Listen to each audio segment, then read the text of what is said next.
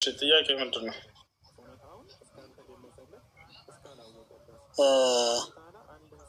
በነብዩ ከወረደው መጽሐፍ ውጭ የነቢያት አሁን መረጃ አለ? አሁን መረጃ አላችሁ? ምንድን ነው ማረጋገጫው? እንግዲህ አምላክ ያለፉትን የነቢያቶችን ትምህርት ሁሉ በቁርአን ላይ ሰብስቦ ገልጾልናል። የሙሴ ትምህርት ምን እንደነበር፣ የመሲሁ ትምህርት ምን እንደነበር፣ የአብርሃም፣ የኢስሐቅ፣ የያዕቆብ ሁላችን ትምህርታቸው ምን እንደነበር የሁላቸውንም አምላክ አላህ ስብሐነ ወተዓላ ስብስብ አደረገና በአንድ መጽሐፍ ላይ ጥቅልል አድርጎ ገለጸልን። አምላክ ደግሞ ጊዜም ከዛ በፊት የነበረው ህዝብ የለም ምን የለም አለ እንጂ ከዚያ በፊት ነበሩ አማኞች። ታዲያ በምንድን ነው የሚመሩት? በምንድን ነበር የሚመሩት? በአምላክ ቃል። የአምላክ ቃል የወረደው በነብዩ አይደለም?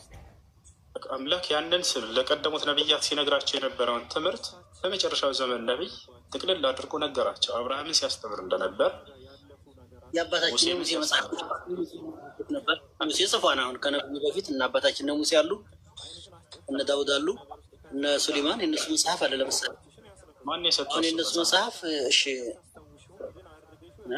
ማን የሰጠው ለሙሴ መጽሐፍ? እግዚአብሔር ነው። ኦኬ፣ እግዚአብሔር ነው። ሙሴ 5 መጽሐፍ ጽፏል።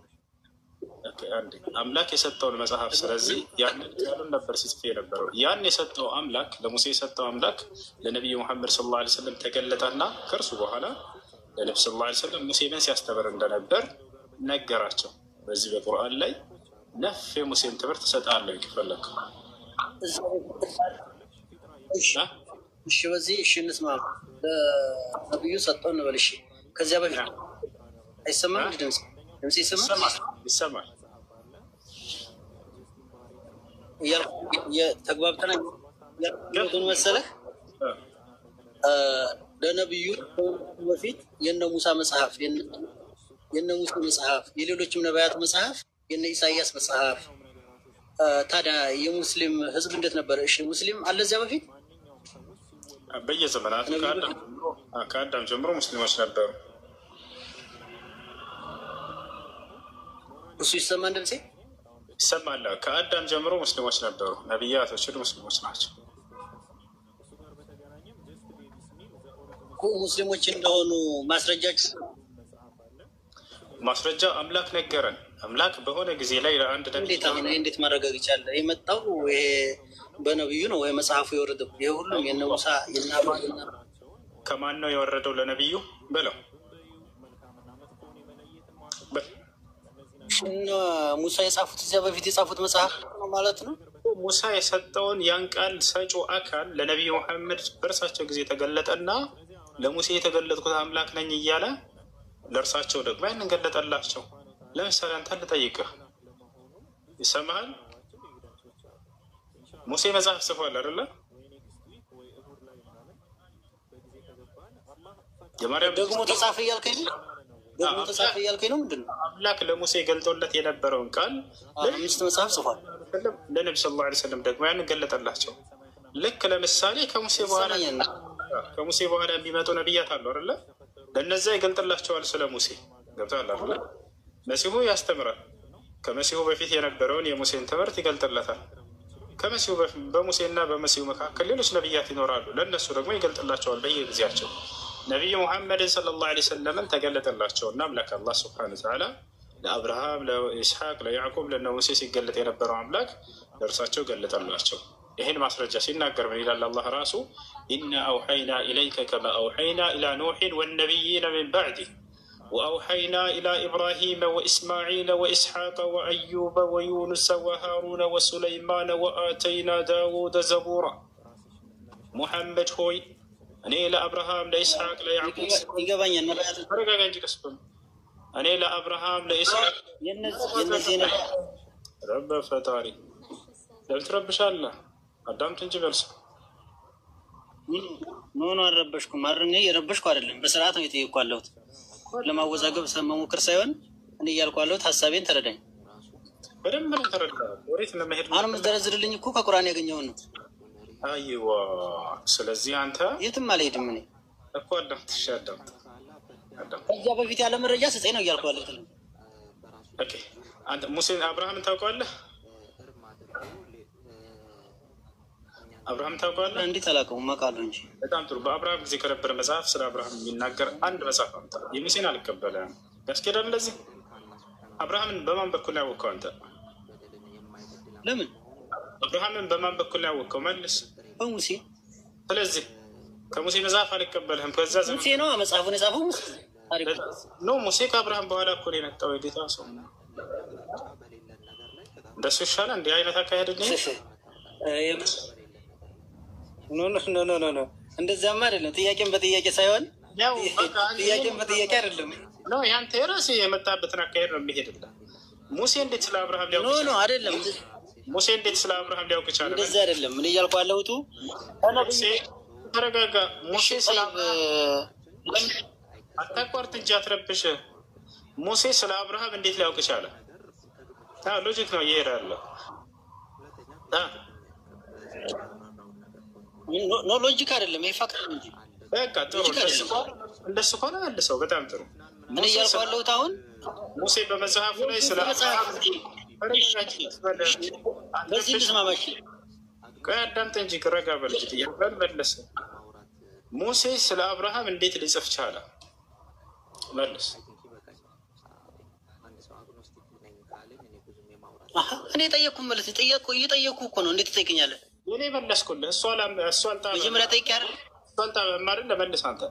ሙሴ ስለ አብርሃም እንዴት ሊጽፍ ቻለ? መልስ። ከእግዚአብሔር ነው፣ ተሰጥቶት ነው። ጸፍተውት አይ አይደለ? ነቢዩ ሙሐመድ ሰለላሁ ዐለይሂ ወሰለም ስላለፉት ነቢያት የጻፉት ከአምላክ ተነግሯቸው ነው። ያው ራሱ መልስን አገኘኸው። እሺ ለምን ተደግሞ ተጻፈ? እሺ ለምን ተደግሞ ተጻፈ? ስለዚህ ኢየሱስ ክርስቶስ እንዴት ደግሞ እንደገና ስለቀደሙት ነቢያት ስለ አብርሃም ለምን ጻፈ? ሙሴ ጽፎ የለም እንደ እንዲህ አይነት አካሄድ ላይ ደኮ ነው። ሎጂክ ነው እየሄድክ ያለው። አምላክ ስላለፉት ለሚመጡት ነቢያቶች በተደጋጋሚ ሊተረክላቸው ይችላል። ቆይ ይሄ ነው ኢየሱስ ክርስቶስ ለምሳሌ ስለ አብርሃም ተናግሯል አልተናገረም? ተናግሯል። ሙሴ አንዴ ጽፎ የለ እንዴ? ለምን ነገር አስፈለገ? መልስ። እንደዚህ ብለው ነበር እያለ እኮ ነው። እንደዚህ ነቢያቶች መጀመሪያ ስለ ኢየሱስ ክርስቶስ ተነግረዋል እንደሚወለድ ምንድን ነው እና አብርሃም እንዲህ ብለው ነበር እያለ ነው የሚናገረው። የሚገርመህ ቃል በቃል ልንገርህ ወላሂ። ወኢዝ ቃለ ኢብራሂም ወኢዝ ቃለ ሙሳ ወኢዝ ቃለ ዒሳ። ያው አብርሃም እንዲህ ባለ ጊዜ፣ ሙሴ እንዲህ ባለ ጊዜ እያለ የእነሱን ቃል ነው ልክ አንተ ባልከው መሰረት ቁርአንም እየተናገረ ያለው።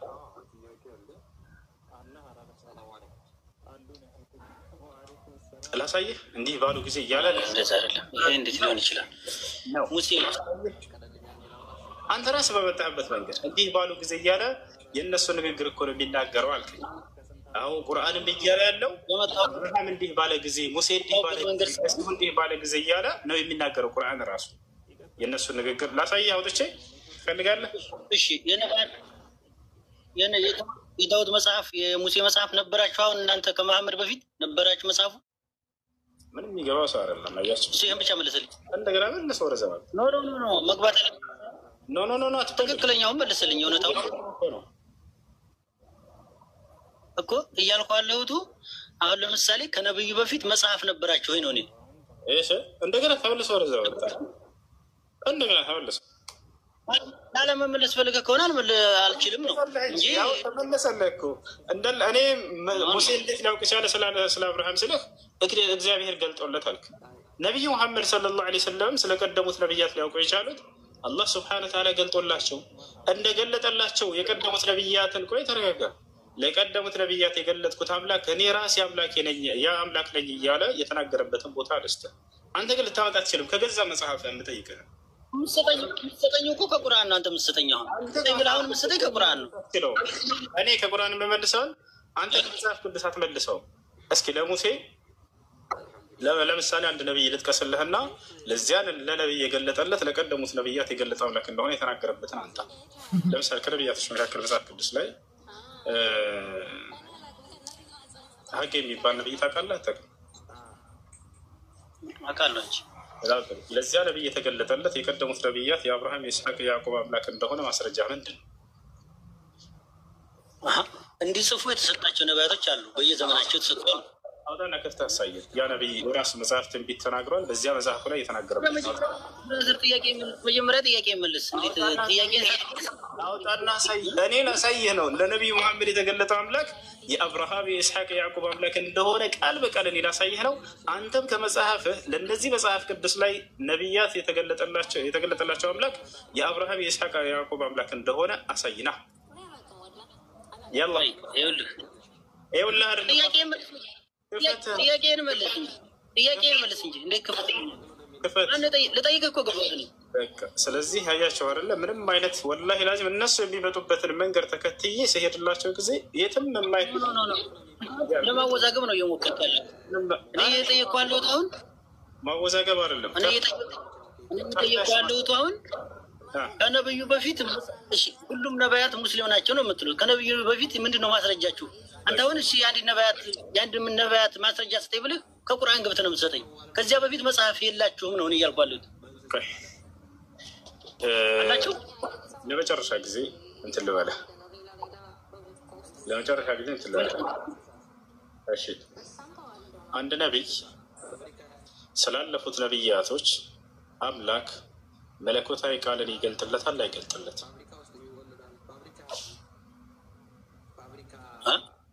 አንድ ነቢይ ስላለፉት ነቢያት መለኮታዊ ቃሉን ይገልጥለታል ወይስ አይገልጥለትም? እንደወሷቸው ነው። አንድ ነቢይ ጥያቄ ራሱ ምንም አይገባም። ራሱ አይከብዳል። ጥያቄ ለመረዳት ራሱ አይደለም ለመመለስ። አንድ ነቢይ ስላለፉት ነቢያት ትምህርታቸው አምላክ ይገልጥለታል ወይስ አይገልጥለትም? ይገልጥለታል ማለት ያነሳቸዋል። እንደዚህ ብለው ነበር እያለ በጣም ያው መለስከው። አሁን አንተ የጠየቀውን ጥያቄ መለስከው። ለነቢዩ ሙሐመድ ሰለላሁ ዐለይሂ ወሰለም ስላለፉት ነቢያት ሁሉ ገለጠላቸው። ማስረጃ እናሳይ። እንደዚህ አይደለም። እኔ ጥያቄ አሁን እኔ ጥያቄ ሌላ ነው፣ አንተ የምትመልሰው ሌላ ነው። ወላሂ ያለው ሌላ ነው። ወለሰለ እሺ እኔ አሁን በማረጋግጥበት መንገድ አንተ ከመጽሐፍህ ከሌላ መጽሐፍ አልጠይቅህም፣ ከመጽሐፍህ ማረጋገጥ ትችላለህ? ምን እንዴት አድርገህ ማረጋገጥ? በጣም ጥሩ። ለምሳሌ አንድ ነቢይ ይጠቅስልህና ለዚያ ለነቢይ ስላለፉት ነቢያቶች ገልጦለት እንደሆነ ማስረጃ አልጠይቅህም። ትችላለህ? ከመጽሐፍ ከሌላ መጽሐፍ አልጠይቅህም።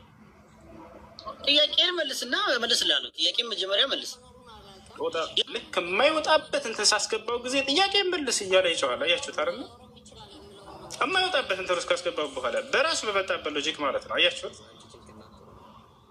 በፍጹም ከሙስሊም ፊት ወላሂ መስራት አትችሉም። ሙስሊም ፊት እንደዚህ መስራት አትችሉም። ገብታችኋል?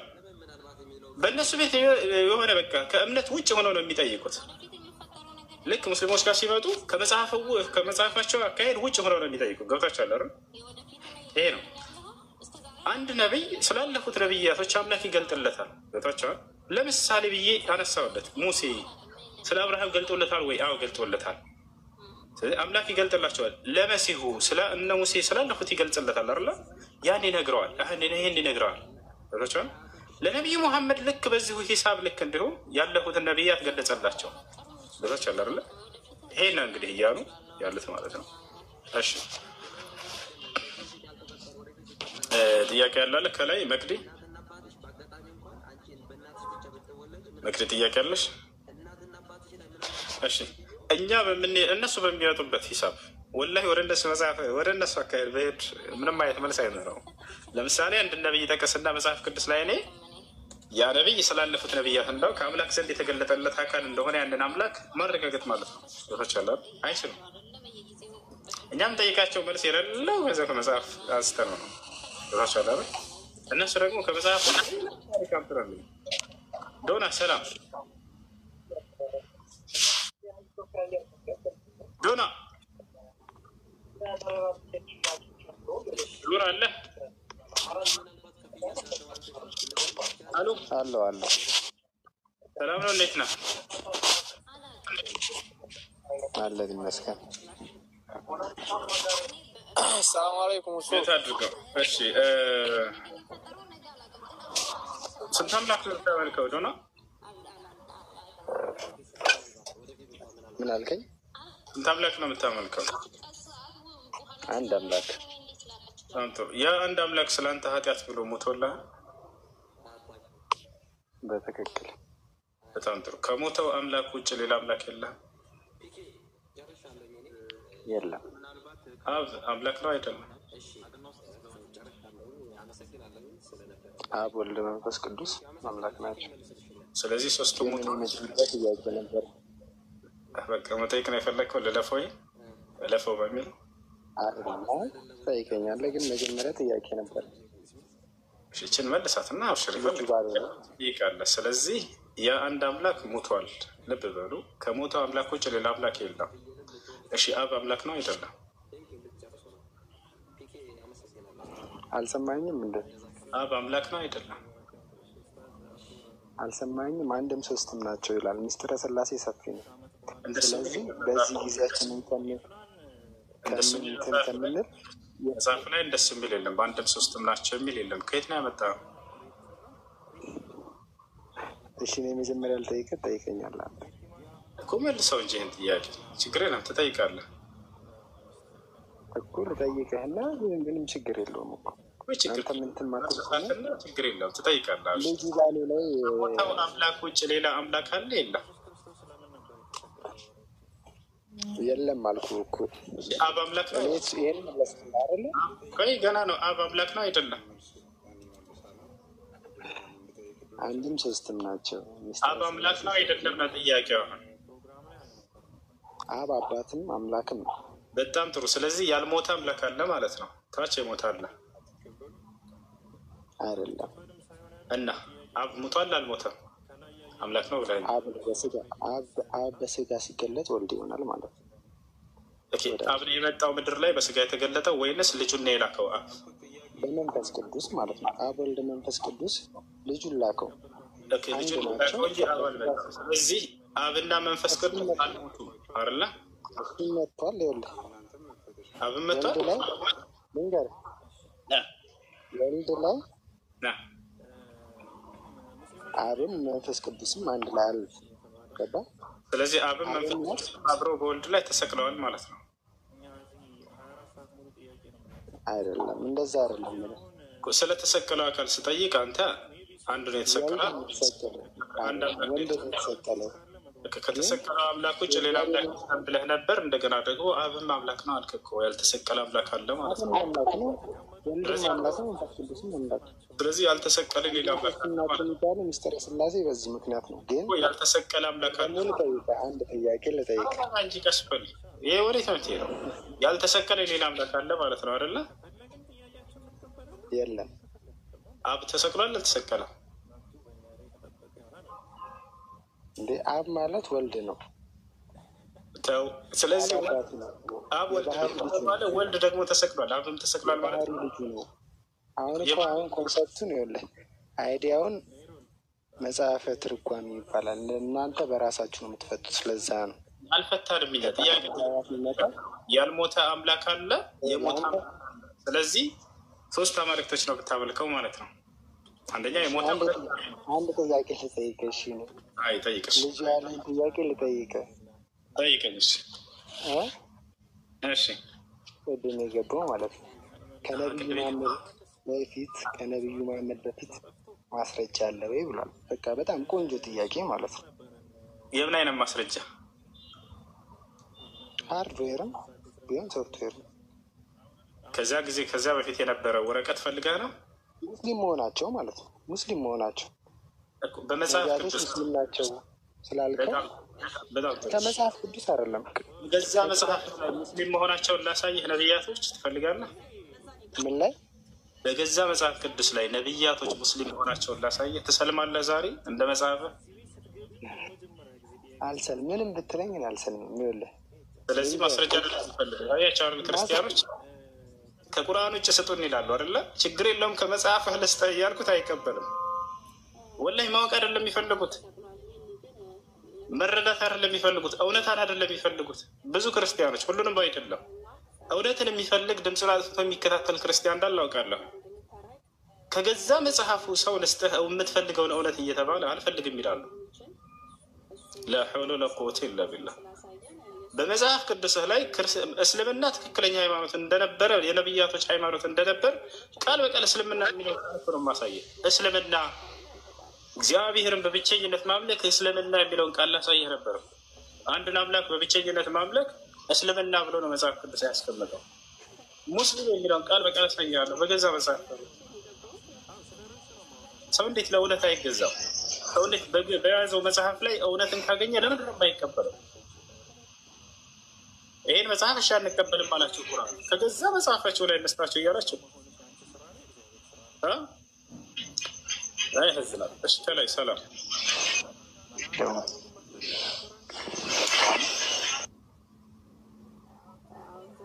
ሰላም ነው። ከላይ ሄሎ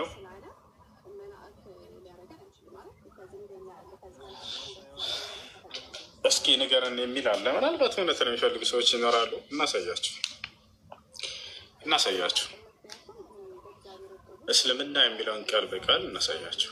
ለአንዱ አምላክ መገዛት እንግዲህ ኢስላም ብሎ ማለት አልኢስቲስላሙ ሊላህ ለአንዱ አምላክ በብቸኝነት መገዛት ማለት ነው። በመጽሐፋችሁ በገዛ መጽሐፋችሁ ላይ ለአንዱ አምላክ መገዛት ኢስላም ማለት ነው ብሎ ያስቀመጠበትን ላሳያችሁ። ኑ ተመልከቱ። ባይብል ላይ እንግባ ልጆች። لكل من يريد الحق እውነትን ለሚፈልግ ሁሉ ባይብል ላይ ይታያቸዋል። ባይብል ይላል። ባይብል ላይ እንገባለን። ከዚህ ከኦሪት ዘፍጥረት እስከ ራዕይ ድረስ አለላችሁ። ወደ አማርኛ እንቀይረዋለን። ያው እና ከኦሪት ዘፍጥረት እስከ ራዕይ እስከ መጨረሻ ላሳያችሁ። ይታያቸዋል። ያ እዚህ ጋር እንገባለን። ኢዮብን ታውቁታላችሁ። እሱ መጽሐፍ ላይ እንገባለን። መጽሐፍ ኢዮብ ላይ እንግባ።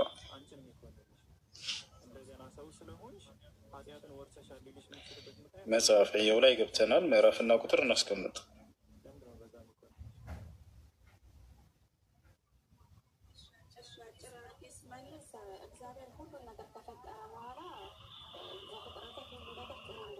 እሺ ምዕራፍና ቁጥር እናስቀምጥ።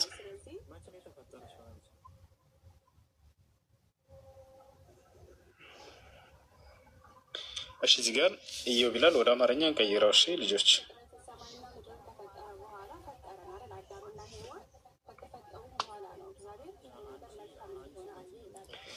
ኢዮብ ይታያቸዋል። ምዕራፍ 22 ቁጥር 21 ምን ይላል? ለእግዚአብሔር ተገዙ ይላል፣ ከእርሱም ጋር ተስማሙ እያለ ይናገራል። አሁን ለእግዚአብሔር መገዛት ለአንዱ አምላክ መገዛት ምንድን ነው የሚለውን ያሳየን። ሂብሩ የሚለው ላይ ትገባላችሁ። ብሉይ ኪዳን የተጻፈው በዕብራይስጥ ነው እና ያው ዕብራይስጥ ይላል። ይታያቸዋል። እዚህ ሂብሩ የሚለው ላይ እንገባለን። ለእግዚአብሔር መገዛት ማለት ምን ማለት ነው ለመሆኑ? እዚህ ጋር ወደ ትይዩ ዕብራይስጥ ሂድ ይላል። ወደ አማርኛ እንቀይረው እና እንመልከት። ያው ኢዮብ 22:21 ወደ ትይዩ ዕብራይስጥ ሂድ ይላል። እንሄዳለን። ሰምተናል፣ ታዘናል፣ ሰምዐን ወጣዐ። እዚህ ጋር አሁን ወደ አማርኛ ብቻ እንቀይረው። ለመሆኑ ለእግዚአብሔር መገዛት ማለት ምን ማለት ነው? ወረድ ብለን እዚህ እንመልከተው። ይኸው ይህ ቃል ምን ይላል? ይህ ቃል ምን ይላል? እስላም ምን ማለት ነው? ለእግዚአብሔር መገዛት። ያ ሰላም፣ እስላም ለእግዚአብሔር መገዛት። ይህ ቃል ምን ይላል? ኦኬ ሙስሊም የሚለውን ቃል እንጨምርላቸው። ያው እዚህ ጋር የትም ሳትሄዱ ያው ለእግዚአብሔር የሚገዛ ምን ይባላል? ሙስሊም ይባላል። ሙስሊም ይሄ ከቁርአን አይደለም እያሳያቸው ያለሁት ቅዱሳን በገዛ መጽሐፋቸው ላይ። እሺ የነቢዩ ሙሐመድ መጽሐፍ ነው እና ቁርአንን አንቀበልም ካላቸው ያው መጽሐፋቸው ላይ እስላምን አነገስ ነው። ኢስላም በገዛ መጽሐፋቸው እንሰብካቸዋለን። ይታያቸዋል። ስለዚህ ለአንዱ አምላክ መገዛት ብለው ነቢያቶች ሲያምኑ የነበረው ኢስላም ማለት ነው። ይሄን ይመስላል።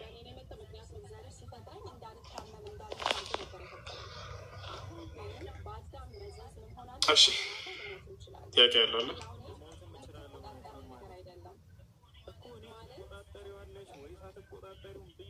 ጥያቄ ያለው አለ? መጽሐፍ ቅዱስ አይደለም አንተ ወሬኛ ይላል። በጌታ ይሰምራለሁ። መጽሐፍ ቅዱስ ነው። ሄዳችሁ የዕብራይስጥ ተመልከቱት። የሰጠኋችሁን ምዕራፍና ቁጥሩን ይዛችሁ በዕብራይስጥ የተጻፈውን ቀጥታ ወደ አማርኛ ቀይሩት። ምንም ሳትጨምሩ ሳትቀንሱ ያመጣላቸዋል።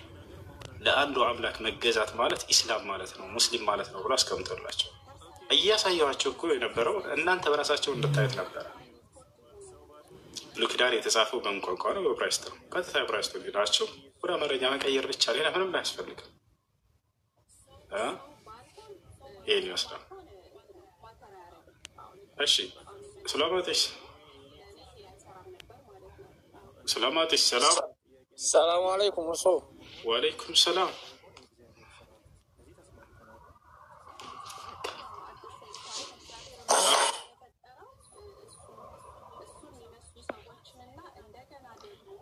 ይሰማችኋል? ትስማዑን ከላሚ ወላ ትሰማለሁ? መርሐባ። እሺ የአማርኛው ለምን እንደዛ ላለም ይላሉ ኮሜንት ላይ ክርስቲያን ልጆች። የአማርኛው ላይ ሙስሊም ማለት ነው ብለው ከተረጎሙላቸውማ ስለሙ እያሏቸው ነው። እንዴት ብለው ነው ሙስሊም ማለት ነው ብለው የሚተረጉሙላቸው? ይህን ባንድ አጠብቁ። እስላም ማለት ነው ብለው እንዲተረጉሙላቸው አማርኛው ላይ ስለሙ ማለት ነው የተረጉሙላቸው። እናንተ በራሳቸው ሄዱና የዕብራይስጡን ሄዱና ወደ አማርኛ ቀይሩት። እስላም ይህን ይመስላል። ያማ ስለሙ እያሏቸው ሙስሊም ብለው ከተረጎሙላቸው እናንተ በሰጠኋችሁ ምዕራፍና ቁጥር ይዛቸው ሄዳቸው የዕብራይስጡን ወደ አማርኛ ቀይር አድርጋቸው በራሳቸው ተመልከቱት። የዛኔ ሙስሊም ብሎ አስቀምጦታል። እሺ ጥያቄ ያለው ካለ መጠየቅ ይችላል። መቅዲ ማውራት ትችላለሽ?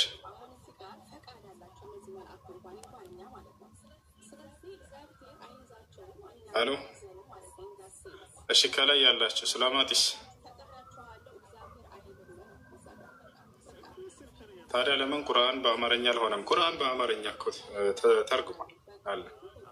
ቁርአን በአማርኛ ተርጉሟል። በየትኛው ቋንቋ ተርጉሟል ታገኛላችሁ። ያ እሺ ልዩነት ምን መሰላችሁ? እኛ በአማርኛ አሳስቶ አንድ ሰው ቁርአን ተረጉማለሁ ቢል ትርጉሙን በደንብ ስለምናውቀው እንይዘዋለን። እናንተ ግን ዕብራይስጥን አታውቁም አይደለ?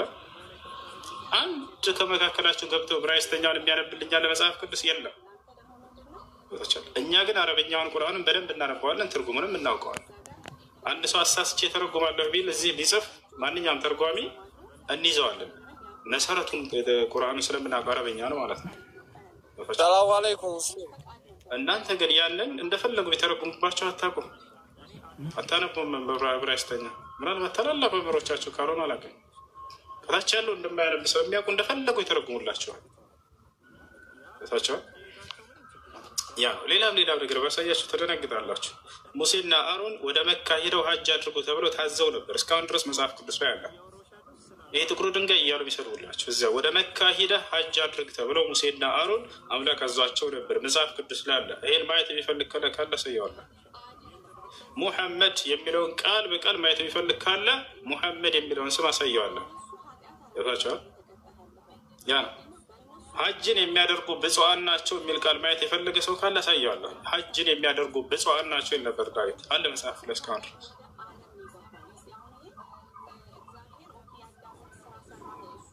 ይህን ይመስላል። ይህን ይመስላል። ወደ መካ ሄዳችሁ ሀጅ አድርጉ የሚለውን ማየት የሚፈልግ ካለ አሳያቸዋለሁ።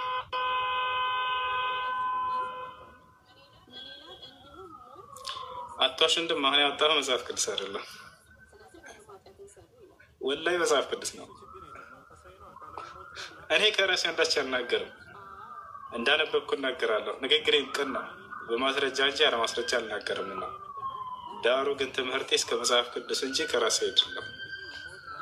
እውነት እላችኋለሁ፣ ይህም ብትቀበሉ ብፁዓን ትሆናላችሁ። የማትቀበሉ ግን የፍርዱ ቀን ወይ ወይ ትላላችሁ። የብሬ እሺ እሺ እሺ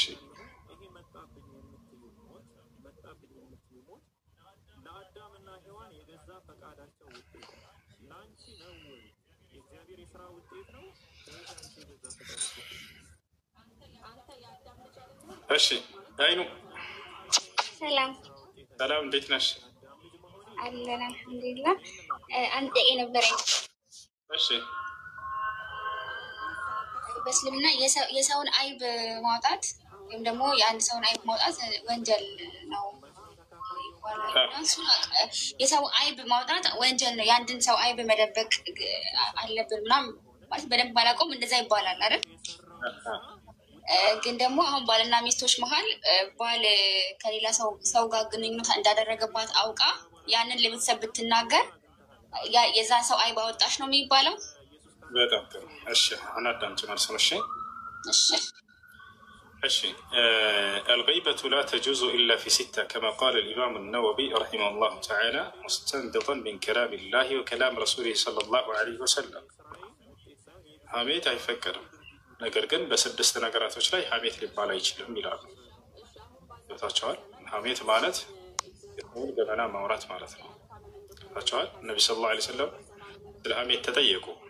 አተድሩነ መል ገይባ አሉ። ሐሜት ማለት ምን ማለት እንደሆነ ታውቃላችሁ ብለው ጠየቋቸው ሰዎች። ቃሉ አላሁ ወረሱሉሁ አዕለም። ሰሓቦች ምን አሉ? አይ አላህና መልእክተኛ ይወቁ አሉ። ከዚያም በኋላ ነቢ ሰለላሁ ዐለይሂ ወሰለም ምን አሉ? አልገይበቱ ዚክሩከ አኻከ ቢማ የክረህ፣ ወንድምህን በሚያስከፋው ነገር ወደ ነው ብለው ተናገሩ። አያችሁ፣ ግን በስድስት ነገራቶች ላይ ሐሜት አንደኛው ምንድን ነው ከተባለ ሚስት ባሏ ጋር ተጣልታ ከሆነ ፍርድ ለማግኘት ብላ ወደ ሕግ አካል ሄዳ መናገሯ ይሄ ሐሜት ነው ወይ? ላ ሐሜት አይደለም። ወደ ሽማግሌዎች ዘንድ ሄዳ ከቤተሰብ ጋር ሄዳ ፍርድ ለማግኘት ከሆነ ልብ በሉ፣ እዚህ ጋር የባሏን ገመና ለማንም ፍርድ ለማታገኝበት ለጓደኞች ለምናምን ሄዳ እንድትቦጭቅ ምናምን አይፈቀድላትም። ገብታችኋል? ነገር ግን ፍርድ ለማግኘት ከሆነ ወደ ሸሪዓ ፍርድ ቤት ሊሆን ይችላል፣ ወይንም እስላማዊ ፈትዋ ለማግኘት ሊሆን ይችላል። ሄዳ ያንን ነገር ከዑለሞች ጋር መጠየቅ ወይንም ደግሞ ከህግ አካል ጋር ሄዳ በመናገር ፍርድን ለማግኘት ከሆነ የዛኔ ይሄ ችግር የለውም። ለዚህ ማስረጃ በነቢ ሰለላሁ ዐለይሂ ወሰለም ዘመን ሴቶች እየመጡ ይጠየቁ ነበር። ጃአት እምራአቱን ኢለ ነቢይ ሰለላሁ ዐለይሂ ወሰለም ተሽተኪ ዘውጅሃ ፈአንዘለ ላሁ ስብሓነሁ ወተዓላ ቢሰበቢሃ ሱራ ወሰማሃ ቢሱረት ልሙጃዲላ ቃለ ስብሓነሁ ወተዓላ ፊ ቢዳየት ሱራ قد سمع الله قول التي تجادلك في زوجها وتشتكي إلى الله والله يسمع تحاوركما. هناك الله سبحانه وتعالى سموتها يقربت سيتا اسملكته لسوا ملسل يبنيهون قرآن الله رضا ወደ ነቢ ሰለላሁ ዐለይሂ ወሰለም ጋር መጣ ባሌ እንዲህ አደረገኝ ምናምን ብላ ስትከስ ጊዜ ማለት ነው። እና ፍርድን ለማግኘት ከሆነ ችግር የለውም። ፍርድን ለማግኘት ከሆነ ችግር የለውም። በዚህ ነገር ላይ ይሄ ሐሜት አይባልም። እሽት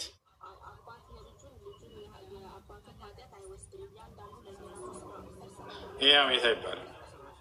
ግን ምንም ነገር ለማያገኙ በተለይ እዚህ ሶሻል ሚዲያ ላይ ስለባላቸው ገመና የሚያወጡ ሰዎች ወላሂ በጣም ትልቅ ወንጀል ነው።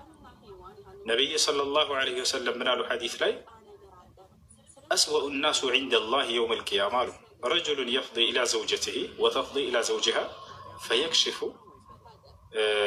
ያኒ ማ ፈዐለሁ ከማ ቃለ ነቢ ሰለላሁ ዐለይሂ ወሰለም።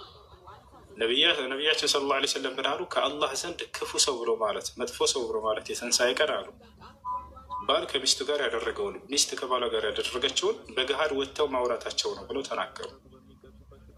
ልብ በሉ፣ እስላማዊ ብይንን ለማወቅ ከሆነ ወይንም ደግሞ ከመንግስት ዘንድ ከሸሪዓ ፍርድ ቤት ዘንድ ሸሪዓዊ ህግን ፈልገው ከሆነ የዛኔ ችግር የለውም። ወደ ነቢ ሰለላሁ ዐለይሂ ወሰለም ጋር የመጡት ጥያቄ ሲጠይቁ እንደነበር መልስ ሲያገኙ እንደነበር ልክ እንዲሁ ደግሞ ከመንግስት ጋር ሄደው ህግን ለማስፈረድ ከሆነ ይሄን ለማድረግ ከሆነ ችግር የለውም። ነገር ግን ከዚያ ውጭ ሄዳ ለጓደኞቿ ማማት ምንም ጥቅም ለማታገኝበት እንዲህ ሶሻል ሚዲያ ላይ እየመጡ እየተሰባሰቡ ባሌ እንዲህ አድርጎኝ ሚስቴ እንዲህ አድርጋኝ እያለ ማውራት ይሄ ትልቅ ወንጀል ነው። ባልና በሚስት መካከል ያለን ገመና በፍጹም በገሃድ እንደዚህ መበተንና መርጨት ተገቢ አይደለም። እሺ እሱ ጥያቄ ነበረኝ። እሺ ጥያቄ ምንድን ነው? ሰላሙ አለይኩም። አለይኩም ሰላም። ጥያቄ ሱረቱል በቀራ ላይ እና አርሰልናከ በሺራ ወነዚራ ወላ ቱስአሉ አማ ካኑ ያዕመሉ የሚል ነገር አለ አይደል? ወላ ቱስአሉ ዐን አስሓቢል ጀሒም። እሺ እንትን ላይ ደግሞ أمرت أن أقاتل الناس حتى يشهدوا أن لا إله إلا الله وأني محمد رسول الله فإن فعلوا ذلك عصموا مني دماءهم وأموالهم منامين لأستي ሁለቱን እንትን አድርግልኝ።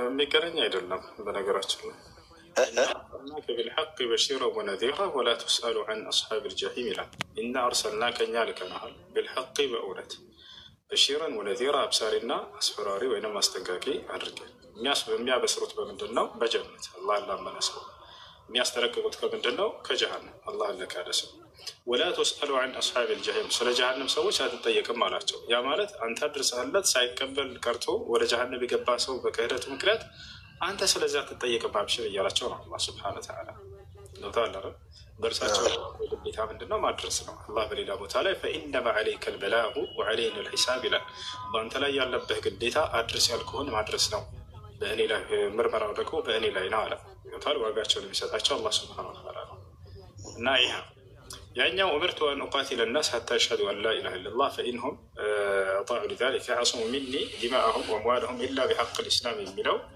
للانا سوتشن እንድጋደል ወይንም እንድዋጋ ታዘዝኩኝ ከአላህ በስተቀር ሌላ አምላክ የለም ብለው እስኪ መሰክሩ ድረስ ይላል። ይህንንም ከታዘዙና እሺ ካሉ ግን ከእኔ ደማቸውንና ገንዘባቸውን ጠብቁ በኢስላም ግዴታ የሆነባቸው ነገር ሲቀር ብለው የተናገሩት ሐዲስ ነው። እሱን ሐዲስ እስኪ በደንብ እናብራራው። ብዙ ጊዜ የሌላ እምነት ተከታዮች እስካላመኑ ድረስ ተዋጉ የሚል መልእክትን የሚነዙበት የሆነ ሀሳብ ስለሆነ ሐዲስ ስለሆነ ምን ለማለት ነው? ኡሚርቱ ታዘዝኩኝ አን ኡቃቲለ ናስ ሰዎችን ልጋደል። ኡቃቲልና አቅቱል የተለያዩ ናቸው። አን አቅቱለ ናስ ቢሆን ሰዎችን እንድገድል ማለት ነው። ሁለተኛው ግን ሐዲስ ምንድን ነው? ኡቃቲል እንድጋደል ማለት ነው። መግደልና መጋደል ይለያያሉ አይለያዩም? ይለያያሉ።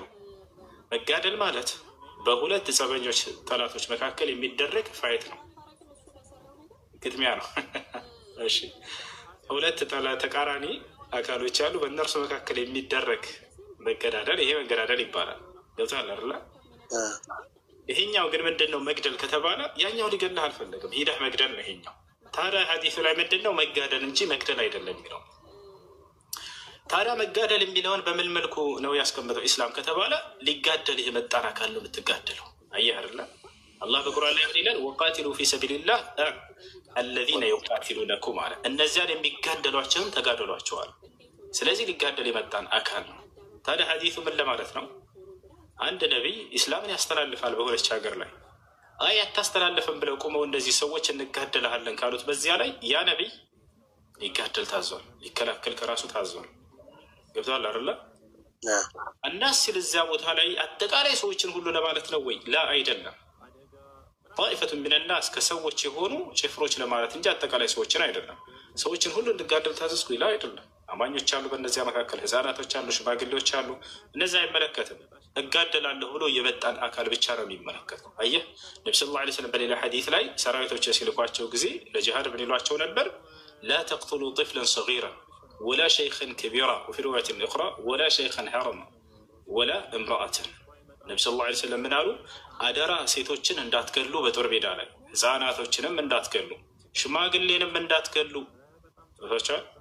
በሌላ ሐዲስ ላይ አደራ ቀሳውስቶችንም እንዳትገሉ፣ መነኩሴዎችንም እንዳትገሉ፣ በቤተ አምልኮ ላይ የተቀመጠን ቄስ እያሉ ሁሉ ተናግረዋል። ወላ ቅሲሰን ፊ ሰውመዕቲህ መነኩሴዎች ለብቻቸው ገንጠል ብለው የሚቀመጡባት ቤተ አምልኮ አለች አይደለ? አደራ እንዲህ አይነት ቄስ ብታገኙ እንዳትነኩብኝ አሉ ነቢ ሰለላሁ ዐለይሂ ወሰለም። አያችሁ? ታዲያ ምን አይነት ነው ተጋደሉ ያሉት?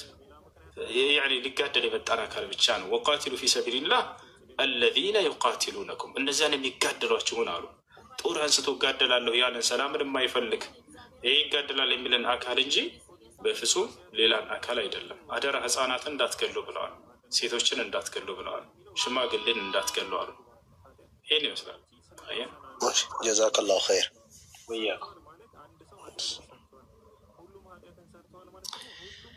ውሸት ይላል። እስከ ዛሬ ስትሰማው ከነበረ ተቃራኒ ሆነብህ አይደለ? ኢስላም ጨፍጫፊ ነው ብሎ ጭንቅላትህን ሞልተውሃል አይደለ? እኔ ጋር ስትመጣ አዲስ ነገር ይሆንብሃል። እኔ አልዋሽም። እኔ ከራሴ አንዳች አልናገርም። እኔ የምናገረውን እዚህ ጋር ይሄንን አሳየኝ ማየት ፈልጋለሁ ብላቸው ብትጠይቁት ላውጣ የምችለውን ነገር ነው የምነግራቸው። ማንም ክርስቲያን እኔ ከተናገርኩ ንግግር የሰማው ነገር ካለ ይህን የተናገርከውን አውጣልኝ ማየት እፈልጋለሁ ብሎ መጠየቅ ይችላል። እኔ ከራሴ አንዳች አልናገርም፣ እንዳነበብኩ እናገራለሁ። ንግግሬም ቅን ነው፣ በማስረጃ እንጂ ካለ ማስረጃ አልናገርምና ከፈቻል። ስለዚህ ነው ክርስቲያን እንደመሆንህ መጠን ግን ላነጻጽርልህ እስኪ መጽሐፍ ቅዱስ ምን ይላል ከተባለ እግዚአብሔር ቃል በቃል አደራ ህፃናቶችን ግደሏቸው አለ፣ ሴቶችን ግደሏቸው አለ፣ ሽማግሌን ግደሉ አለ። ተመልከቱ ነቢዩ መሐመድ ምን አሉ ሰለላሁ ዐለይሂ ወሰለም? አደራ ህፃናት እንዳትገሉ፣ ሴቶችን እንዳትገሉ፣ ሽማግሌ እንዳትገሉ አሉ። ላሳይህ፣ ይሄንን ላነጻጽርልህ ከመጽሐፍ ላይ እግዚአብሔር ሴቶችን፣ ሽማግሌዎችን፣ ህፃናቶችን ግደሏቸው ብሏል። ላሳይህ። ነቢዩ መሐመድ ደግሞ ያሉትን አሳያለሁ ሰለላሁ ዐለይሂ ወሰለም አደራ ህፃናትን፣ ሴትን፣ ሽማግሌ እንዳትገሉ ብለዋል። ያ በመጽሐፋቸው ላሳያቸው። አንዴ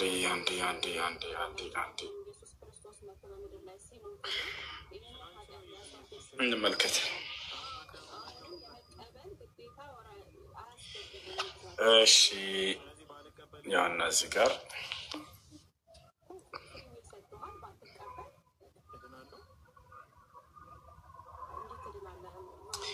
እሺ ያውና ምን ይላል?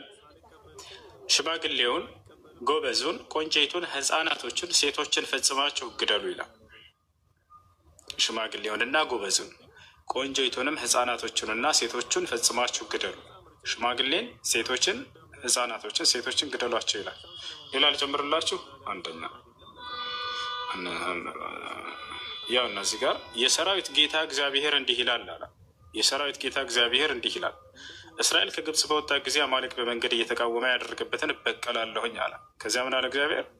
አሁንም ሄደህ አማሌቅን ምታ፣ ያላቸውንም ሁሉ ፈጽመህ አጥፋ፣ አትማራቸውም። ወንዱንና ሴቱን፣ ብላቴናውንና ህፃኑን፣ በሬውንና በጉን፣ ግመሉንና አህያውን ግደል። ብላቴና፣ ህፃናት፣ ሴቶች ግደሏቸዋል። አሁን ነቢዩ ሙሐመድ ሰለላሁ ዐለይሂ ወሰለም ሴቶችን፣ ህፃናቶችን፣ ሽማግሌዎችን አደራ እንዳትገሉ ያሉበትን ላሳያቸው። አደራ ሴቶችን፣ ሽማግሌዎችን፣ ህፃናቶችን እንዳትገሉ ብለው የተናገሩበትን ላሳያቸው።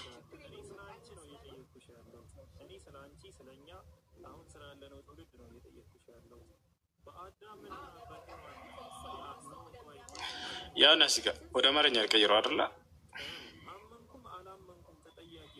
ወደ አማርኛ ቀይረው።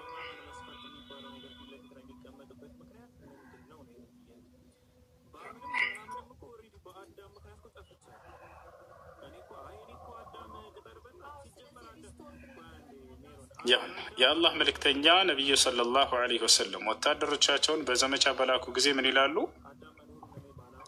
ያ ነቢ ሰለላሁ ዐለይሂ ወሰለም የሚሉትን ልጅን፣ ሴትን፣ ሽማግሌን አትግደል ይሉ ነበር። ያ ሰላም! ልጅን፣ ሴትን እና ሽማግሌን አትግደሉ ይሉ ነበር። መቼ? ሰራዊቶቻቸውን ሲልኳቸው፣ ጦር ሜዳ ላይ ሲልኳቸው አደራ ህፃናት፣ ልጆችን፣ ሴቶችን፣ ሽማግሌን እንዳትገሉ ይሏቸው ነበር። አያቸው። በቁርአን ላይ ተጋደሉ ምናምን የሚለውን ሰብስበው ያንን ያሸብሯቸዋል፣ ያሳያቸዋል። ነገር ግን ያው መስፈርት አለው። አደራ ህፃናቶችን እንዳትገሉ ይላሉ። ሽማግሌን እንዳትገሉ፣ ሴቶችን እንዳትነኩ ይላሉ። ጦር ሜዳ ላይ ሴት ልጅ አትገደልም፣ ነውር ነው በፍጹም። ሴት ልጅን፣ ሽማግሌን፣ ህፃናትን እንዳትገሉ ይላሉ። ይሄ ነው።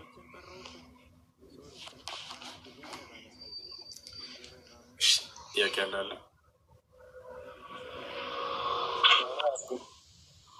ተራዬ ከሆነ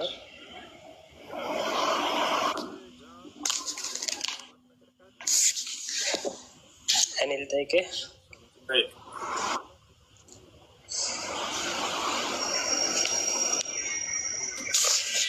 አይሰማም? ሰላም አለይኩም። እና እኔ ጥያቄ ሰላት ስንሰግድ ቢስሚላህ የምትለውን ነገር በውስጥ ብለን በአልሐምዱሊላህ እንጀምራለን ነው ወይስ ከነጭራሹ ቢስሚላህ አይባልም ነው? ቢስሚላህ ትላለህ በውስጥ ድምፅ ማውጣት ብቻ ነው የማይፈቀደው? ጀህርያ ድምፅ ከፍ ተደርጎ የሚሰገድባቸው ሶላቶችን በተመለከተ አነስ ብን ማሊክ ረዲየላሁ ዐንሁ ምን አሉ? صليت خلف رسول الله صلى الله عليه وسلم وأبا بكر وعمر فما كانوا يجهرون ببسم الله الرحمن الرحيم. من على أنس كنبي صلى الله عليه وسلم هؤلاء كأبو بكر هؤلاء كعمر هؤلاء سجل لهم عندهم من كون بسم الله الرحمن الرحيم بلون بجهر سيلو سبتشاتشو على وكمال على أبو هريرة بسم الله إن ربنا دعوة قلصان السوء ألف ندبره ولا مشكلة صار سلزي بزوتر للدرجة بيجباو بسرنا إمامه بدبك نو يعني بوستو إلال مأمو موجم بدبك بوستاتش إلال ألف كنا عند بير شجرينا أبو هريرة بقلص حديث لي النبي صلى الله عليه وسلم ألف دارو قلصان إيه إيش شكرا. أنا تياك على ليلة ساعات كالي بزوم انتن ሱቢ ሰላትና አስር ላይ መላኢካዎች ይፈራረቃሉ። እንደዛ ነው የሰራነውን ስራ መዝግቦ ይፈራረቃሉ ተባለ። እኛ አሁን ለምሳሌ ሱቢ ሰላት ከሰገድን በኋላ አስሯን በሰዓቷ ካልሰገድን ቀን ሙሉ ወይም የሰገድነው ሰላቶች ተቀባይነት የለውም ነው። من ترك صلاة العصر حبط عمله على النبي صلى الله عليه وسلم. يعصون صلاة يتوسو سرا كل يتابس على أو كهود بلو سويو كتو صلاة مالتنا النبي صلى الله عليه وسلم مالت عندي مرة سايون أقول لمثال بساعته وين عرفت شيء بيسجد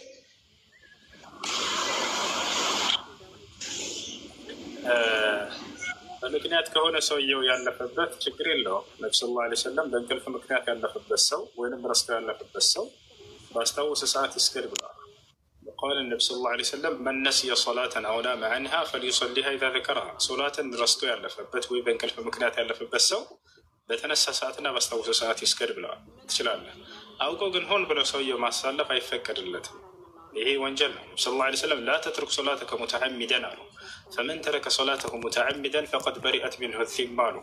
አውቀህ ሆን ብለህ ሶላትህን እንዳትተው እያሉ ተናግረዋል። ስለዚህ የሰው ልጅ ሊያልፍ የሚገባው ወይ በእንቅልፍ ምክንያት ሊሆን ይችላል። እንቅልፍ ከተኛ ሊወስደው ይችላል በዛው። ሁለተኛ ደግሞ ሰው ነውና ሊረሳ ይችላል። ረስቶ በስራ ምክንያት ቢዚ ሆኖ የዛኔ ሊያልፍበት ይችላል። ካልሆነ በስተቀር ግን እያወቀ ወቅቱን አውቆ ሆን ብሎ ሙስሊም ያሳልፍ። እንደ አጠቃላይ ግን መላእክቶች ያን ከመያዝ ይቆጠባሉ ወይ ሳይዙት ይቀራሉ ወይ ከተባለ ላ ያንን በምክንያት አልፎበት ከሆነ መያዙም አይቀር ነው። እሺ ሽክራን እናላው ጨርሻለሁ። مرحبا. ايش عبدو السلام عليكم. وعليكم السلام. አማን ነው እንዴት ናችሁ? አልሐምዱሊላህ። ከኔ ጋር የምትኖር ልጅ ናለች እኔ ጋርና አንተ ጋር ሁሉ ጊዜ ነው ማከታተላት። እሺ እና መስለህ ፈልጋለሁ ምናምን ብላ ትንሽዬ ነች። ኦኬ አናግራ ሄሎ ወይ ሰላም እንዴት ነሽ? እግዚአብሔር ይመስገን። እንዴት ነህ? አልሐምዱሊላህ አለ በቃሽ። እስልምናን መቀበል ፈልገሽ ነው? አዎ። እሺ እስከ ዛሬ ስናስተምር ስትከታተይ ቆይተሻል? አዎ። እሺ የምለውን ቃል አብረሽኝ እየተከተልሽ በይ። የምለውን ቃል አብረሽኝ እየተከተልሽ በይ። እሺ አሽሀዱ አላ ኢላሃ ኢለላህ ኢለላህ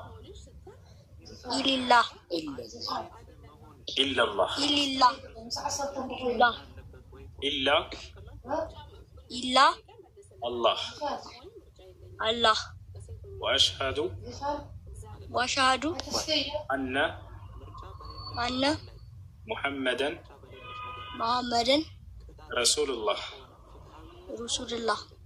ማሻአላህ ጨርሰሻል። አላህ ምስጋና ይገባው። ከዚህ በኋላ ሙስሊም ሆነሻል። አሁን ያልሽው ቃል የሸሃዳ ቃል ወይንም የምስክር ቃል ይባላል። አንድ ሰው ወደ እስልምና ሲመጣ ጊዜ መጀመሪያ የሚመሰክርበት የምስክር ቃል ነው። ምስክርነቱም ስለ አምላክ ነው፣ ስለተላከው ነቢይ ነው። የትእዛዛት ሁሉ ፊተኛና መጀመሪያ ብለው ነቢያቶች ሲያስተምሩት የነበረውን ያን ምስክር ነው ዛሬም የምንለው። አሽሀዱ አን ላ ኢላሀ ኢለላህ ማለት ትርጉሙ እነሆ ከአንዱ አምላክ ከአላህ በስተቀር በእውነት የሚመለክ ሌላ አምላክ የለም ብዬ መሰክራለሁ። ወአሽሀዱ አነ ሙሐመድን ረሱሉላህ ማለት ደግሞ ሙሐመድም የአላህ መልእክተኛና ነብይ ናቸው ብዬ መሰክራለሁ ማለት ነው። አንድ ሰው እስልምናን ከተቀበለ ምን ያገኛል ከተባለ ያለፈ ኃጢአቱ ሁሉ ይማርለታል። ይህን ነቢዩ ሰለላሁ ዐለይሂ ወሰለም ሲናገሩ አልኢስላም የጅቡ ማ ቀብለሁ አሉ። እስልምና ከእርሱ በፊት ያለን ኃጢአት ያስተሰርያል አሉ። ሰውየው ሲሰልም ያለፈ ኃጢአቱ ይማርለታል ማለት ነው።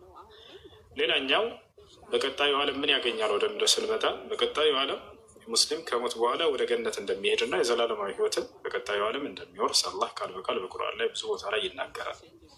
በቁርአን ላይ ምን ይላል? ወበሽር ለዚነ አመኑ ወዐሚሉ ሷሊሓት ያነ ለሁም ጀናት ይላል። ሙሐመድ ሆይ እነዚያን ያመኑትንና መልካም የሰሩትን እነርሱ ገነት እንዳለላቸው አብስራቸው ከወዲሁ እያለ ይናገራል። ስለዚህ ሙስሊም ሲንቀሳቀስ በዚህ ዓለም ላይ በቀጣዩ ዓለም የጌታው የአላህ ስብሐነ ወተዓላ የተስፋ ቃል ተሰጥቶት ነው፣ ዋስትናን ይዞ ነው ከሞት በኋላ ወደ ገነት እንደሚሄድ ቃል በቃል በቁርአን ላይ ተነግሮት ነው። ይዛቻል። በሌላ ቦታ ላይ አላህ ምን ይላል? ኢነ ለዚነ አመኑ ወዐሚሉ ሷሊሓት ለሁም ጀናቱ ነዒም ኻሊዲነ ፊሃ ይላል። እነዚያ በእኔ አምነው መልካምን የሰሩ ሰዎች ለእነርሱ ገነት አለላቸው፣ በእርሷም ውስጥ ለዘላለም ዘውታሪዎች ናቸው እያለ ይናገራል። እና ይህ ነው። እሺ አንድ ሰው እስልምናን ከተቀበለ በኋላ ምን ማድረግ ይጠበቅበታል ከተባለ ለዚህ ላመነውና ለመሰከረው ለአንድ አምላክ ብቻ መስገድን ማምለክን ይጀምራል ማለት ነው። አያቸው እሱ ነው። ስለዚህ ሻወር ትወስጃለሽ፣ ንጹህ ልብስ በመልበስ ስለ ሶላት አሰጋገድ በመማር ሙስሊም ሰዎች ጋር አጠገብሽ ካሉ ቀላል ያስተምሩሻል። ስለ ዑዱ አደራረግ፣ ስለ ሶላት አሰጋገድ ያስተምሩሻል። ለአንድ አምላክ ብቻ መስገድን ትጀምሪያለሽ ማለት ነው። እሺ እህታችን ስምሽ ማን ነበር? ምህረት ምህረት። እሺ መቀየር ከፈለግሽ መቀየር ትችላለሽ፣ ካልፈለግሽ ችግር የለም። አይ እፈልጋለሁ መቀየር። እሺ ደስ የሚልሽ የሙስሊም ስም አለ ወይንስ እኛ እናውጣልሽ? አውጡል። እሺ ደስ የሚል ስም ትምረጥ እሷ፣ እኛ እናውጣ። የኔን ከወደዳችሁ የኔን ትይዘዋለች ማለት ነው። እሺ ማንን ስም ላውጣ? እኔ ኢክራም ወይንም ሀያት? ኢክራም ይሁን? ኢክራም ማሻአላህ። እሺ ኢክራም ነው ከዚህ በኋላ ስምሽ። ኢክራም ስለ ሶላት አሰጋገድ ያስተምሩሻል አጠገብሻሉ ሰዎች። ከዚያ ሶላትን መስገድ ለአንድ አምላክ ትጀምሪያለሽ ማለት ነው። ይበልጥ እስላማዊ ትምህርት ቤት ካለ በአካባቢዎች መስጂድ እና መድረሳዎች ካሉ ሴቶች ጋር እየሄድሽ ትማሪያለሽ ማለት ነው። መድረሳ ምናምን ይኖራል ባጠገባችሁ? እስላማዊ ትምህርት ቤት ወደዚያ ከሴቶች ጋር እየሄደች እዛ እንድትማርና ሶላትም እንድትጀምር አድርጓት። ይበልጥ ደግሞ እስላማዊ ግሩፕ ምናምን ካስፈለገ እገዛ እንዲሆናት ከላይ ያለችው ዚክራን ፎሎ አድርጓት እና እሷ ታገኛት ታስተምራታለች። እሺ ናይ መርሐባ መርሐባ ሽክራን አፍዋን። እሺ ጥያቄ ያለ ይቀጥል። ሰላም አለይኩም። አለይኩም ሰላም ወረሕመቱላሂ ወበረካቱ። በጣም አመሰግናለሁ እሱ ወንድሜ ሲቀጥል ድሮን ስለሰጠኸኝ። መርሐባ። እናማ በጣም ትለያለህ፣ አላህ ይጠብቅህ። የኔ ጥያቄ ማለት ነው እሺ በ16 ዓመቴ ባል አግብቼ ነበር እና ማለት አላውቅም፣ ስለ ትዳር ምንነት ምናምን አላውቅም። አጋጣሚ አንድ ልጅ ወደድኩና ያው የልጅነት ነገር ሆኖ ቤት እምቢ አለኝ፣ አታገቢም ብለው ማለት ነው። እሺ ከዛ ያገባሁትን ልጅ በጣም እናቴ ተወዳለች እና ለእናቴ ብዬ በቃ ዝም ብዬ ሳላውቀው አገባሁኝ። ከዛም 4 ዓመት ኖር ነው እና ከዛ 4 ዓመት ስቀመጥ በቃ ልፈታ ብዬ ስል ቤትም እምቢ አለኝ፣ እሱም ልጁም አልፈታም ነው የሚለው እና ከዛ ቀጥታ ሳውዲ መጣሁኝ። እዚህ ስኖር በቃ ስለ እንትንም አለ አይደለ ስለ ዲንም ምንም ነገር ስማር በቃ በጣም ያሳለፍኩት ህይወት ራሴን ጸጸተኝ እና ብዙ ጊዜ በኮሜንትም ጠይቃለሁኝ ግን አልመለስክልኝም። እሺ እና እዚህ ከመጣሁ በኋላ እንለያይ ብዬ ስጠይቀው ጭራሽ አልፈታሽም አለኝ። ግን ብሎክ ካረኩት 6 ወር ነው እንደዛ በለጠኝ እና የምሰራውንም ብር ለሱ አልልክም፣ እንደገና እሱም ጋር አልደዋወልም። ደግሞ ሌላ ነገር ስጠይቃቸው ቀልብ ያገኝሻል ምናምን እያለኝ ነበር እና አንደ ይህን መላ እንዳለህ የምትነግረኝ ብዬ ነበር። አንቺ እሱን ልትወጂው አልቻልሽም በጭራሽ? አዎ በጭራሽ ልወደው አልቻልኩም። ምክንያቱም ዝም ብዬ አስመስዬ ነው የምኖረው እስከዛሬ ማለት ነው። አስመስዬ ነው የምንኖረው። አውፍ በላይ በቃ ካሁን በኋላ እኔ ለአንተ ልሆን አልችልም ብዬ ስለው አልልሽም፣ በቃ ጭራሽ አልልሽም ነገር አለኝ እና ያለምንም ፈቃድ ያለ ፈቃድሽ ነው ቤተሰቦች አስገድደውሽ እንድታገቢ ያደረጉሽ? ለእኔ የምፈልገው ልጅ እምቢ ሲሉኝ ከዛ ባል ሲመጣልኝ እምቢ አልኩኝ፣ አላገባም ብዬ ማለት ነው። ከዛ እናቴ አልቅሳ ለመነችኝ። ያን ልጅ ስለከለከልኩሽ በቃ ከኔ አመርክ ወጥተሽ ነው ወይ ምናምን ነገር ስትለኝ አላቅም። በ16 ዓመቴ ነው ያኔ። አሁን ቢሆን ብዙ ነገር ያውቃሉ። በ16 ዓመት ግን አላቅም። እኔ ዝም ብዬ ያገባሁኝና ከዛም ስኖር እንዳለ በቃ አስፈቱኝ። በ7 ወሬ ጀመርኩ። ባገባው በ7 ወሬ ብላቸው እምቢ አለኝ። አናስፈታም ብለው ማለት ነው። ደግሞ በጣም ይቀናል። ሌሊት ላይ ራሱ በጩቤ ሊገለኝ ማለት ነው። ግን የሆነ ነገር ምንም ሰርቼው አይደለም፣ አላህ በሚያውቀው ማለት ነው። ወላሂ ላዝ በጩቤ ነው ሊገልሽ የነበረ? አዎ ወላሂ ላዚም በጩቤ ሊገለኝ ከሌሊቱ 7 ሰዓት ማለት ነው። ማንም የለም። ለማንኛውም ይሻላል። ቤተሰቦች መልእክቴ ለእናንተ ነው። እባካቸው ሴት ልጅን አስገድዶ መዳር በኢስላም አይፈቀድም። ነቢይ ሰለላሁ ዐለይሂ ወሰለም ሐዲስ ላይ እንዲህ አሉ፣ ኢዛ አራደ አሐዱኩም አን ዩዘውጀ እብነተሁ ፈልየስተእዚንሃ። ከእናንተ አንዳችሁ ሴት ልጁን መዳር ሲፈልግ አደራ ያስፈቅዳት እሷን አሉ። የማትፈልገው ትዳር ውስጥ አስገባሃት። በጣም ነው የምትጨናነቀው። ሴት ልጅ ያለ ፍላጎቷ መኖር አትፈልግም። ታችኋል። ነቢያችን ሰለላሁ ዐለይሂ ወሰለም የሴት ልጆችን ፍላጎት በመጠበቅ ላይ በጣም ጠንቃቃ ነበሩ። የሚገርማቸው ሐዲስ ላይ መጨረሻ ላይ ምን እንዳሉ ታውቃላችሁ? ኢስተውሱ ቢኒሳኢ ኸይራ ነው፣ አደራ ሴቶችን በመልካም ያዟቸው ብለው ተናገሩ። ታችኋል። ሪፍቀን ቢልቀዋሪር አሉ። ቀዋሪር በቀዋሪር ገለጿቸው።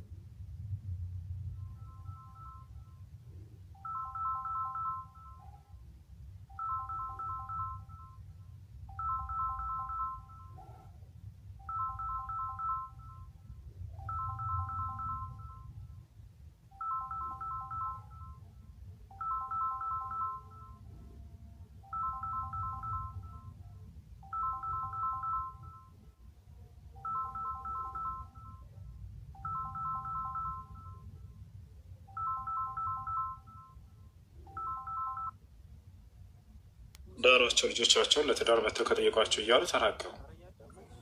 እሺ እና ስለዚህ ይህን ማድረጋቸው ስህተት ነበር። ከዛ በመቀጠል ያለ ፍላጎቷ ሴት ልጅ አግብታ ከሆነ የዛኔ ተገዳ ህይወቱን እንድትቀጥል ማድረግ አይቻልም። በነብዩ ሰለላሁ ዐለይሂ ወሰለም ዘንድ መታ በነብዩ ሰለላሁ ዐለይሂ ወሰለም ጊዜ አንዲት ሴት መታ ጠየቀች። አንተ የአላህ መልእክተኛ ሆይ እኔ ባሌን ልወደው አልቻልኩም፣ መኖርም አልቻልኩም በቃ አለች። ነብዩ ሰለላሁ ዐለይሂ ወሰለም አላስገደዷትም። እንግዲያውንስ ሲያገባሽ ጊዜ የሰጠሽን መህር መልሽለት አሏት። ከዛ ሲያገባት ጊዜ ሰውዬው የሰጣት ምን እንደነበር እዛው ጠየቋቸው። ነብዩ ሰለላሁ ዐለይሂ ወሰለም ባልና ሚስትን አገናኝተው የአትክልት ስፍራን ነበር የሰጣት መህር። ያንን የአትክልት ስፍራ መልሽለት አሏት። ሀል ተሩዲነ ለሁ ሐዲቀተሁ አሏት። የአትክልቱን ስፍራ ትመልሽለታለች? ቃለት በላ፣ አዎ መልሳለሁ አለች። ሩዲ ለሁ ልሐዲቃ ወጠሊቅሃ አሉ። አንቺም አትክልት ስፍራውን ያን የሰጠሽን ጥሎሽ መህሩን መልሽለት፣ አንተም ደግሞ ካልወደደች ፍታት አሉት። አስገድዶ ማኖር አይቻልም ሴት ልጅ። ስለዚህ ይሄ ሰውዬ መፍታት አለበት። ሳትወድ ተገዳ ከሆነ ይሄ ልጅ እንድትገባ የተደረገችው በዚያ በትዳር ውስጥ፣ አንቺ ደግሞ ያንን ፍቺ እስከጠየቅሽው ድረስ ያገባሽ ጊዜ የተሰጠሽን ጥሎሽ ወይም መህር ትመልሽለታለች። ይህን እምቢ ካለስ? ይህን እምቢ ካለ ይሄ ሰውዬ ሸሪዓ ፍርድ ቤት በመሄድ ኒካሁን ፈስኮ ታስደርጋለች። ከባሌ ጋር ያለ ፍላጎቴ እንድኖር ተገድጄ ነው፣ በዚህ ህይወት ላይ እኔ መቀጠል አልፈለግኩም፣ ልወድም አልቻልኩም ብላ ትናገራለች። የዛኔ ሸሪዓ ፍርድ ቤቱ ቃዲ ባልን ጠርቶ ያናግረዋል። አንዲ ጥሪ ይልክለታል፣ ይቀርባል። የተባለው ነገር እውነት ከሆነ የዛኔ ነቢ ስ ላ ስለም ልክ እንዳደረጉት ያን እናደርጋለች ሸሪዓ ፍርድ ቤት ቃዲ። ይህን ይመስላለች። እና አሁን አንቺ የምታደርገው ምንድነው? እሱ እምቢ ካለሽ አንቺ ሄደሽ ሸሪዓ ፍርድ ቤት ማናገር ከቻልሽ፣ ይህን ጉዳይ ማናገር ካልቻልሽ ውክልና ለቤተሰቦች ትሰጭና ያ የተወክለው አካል ከአንቺ ውክልናሽን ይዘው ሸሪዓ ፍርድ ቤት ቀርቦ ይህን ነገር ያመለክታል። ከዚያ የሸሪዓ ፍርድ ቤቱ ቃዲ ነገሩን አይቶ ይወስናል። ይህን ይመስላለህት። በጣም አመሰግናለሁኝ። አዎ እዚህ ከመጣ ቀልብ ያገኝ ይሻላል አይደለ? ዝም ብሎ አንዳንድ ሰው ቀልብ ያገልሽ ያለ እሱ እየወደደሽ ምናምን። እንደገና ደግሞ የምትሰሪው ገንዘብ አንቺ የምትሰሪው ገንዘብ ለሁለት ነው የሚከፈለው። እሱም የሰራውን የለም። ሴት ልጅ ሰርታ ያመጣቸው ገንዘብ የራሷ ነው፣ ስምምነት ከሌላቸው በስተቀር በዛ ሀገር ላይ። እሺ ከላይ ያለው ልጅ ሰላም፣ ኢትዮጵያን ቲክቶክ። ሰላም እንዴት ነህ? ሰላም ነው። ደህና ነሽ? ሴት ነኝ። እሺ ሰላም ነው አለ አልሐምዱሊላህ። አለን አልሐምዱሊላህ። እሺ ሻሃዳ የሚያስፈልጌ ነው ማለት ከዚህ በፊት ሙስሊም ነበርኩና ክርስቲያን ሆኜ ነው መመለስ ፈልጌ ነው። ይቻላል ይቻላል።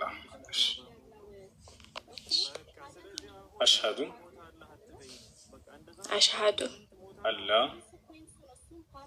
አላህ ኢላሃ ኢለላህ ወአሽሀዱ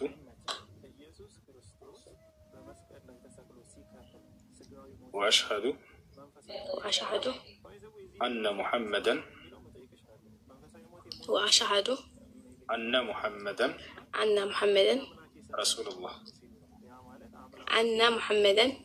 ረሱሉላህ ስለ ሶላት አሰጋገር ምናምን ታውቃለሽ አይደለ?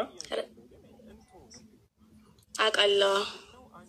ሸዋር ሰጅና ሶላትሽን ጀምረሽ ኢንሻአላህ ይስጥልኝ። አመሰግናለሁ። ሙስሊም ጓደኞች ጋር ሆኜ እስላማዊ ትምህርቶችን ተማሪ። እሺ ግሩፕ ከሌለሽ ልጆች ያስገቡሻል እናለን። በአቅራቢያሽ መስጂድ ካለ ደግሞ እዛ ሄደሽ ትማሪያለሽ። እሺ እሺ። አይ አመሰግናለሁ በጣም አላህ ይስጥልኝ። እሺ ጥያቄ ያለ ካለ ከታች ይጠይቅ።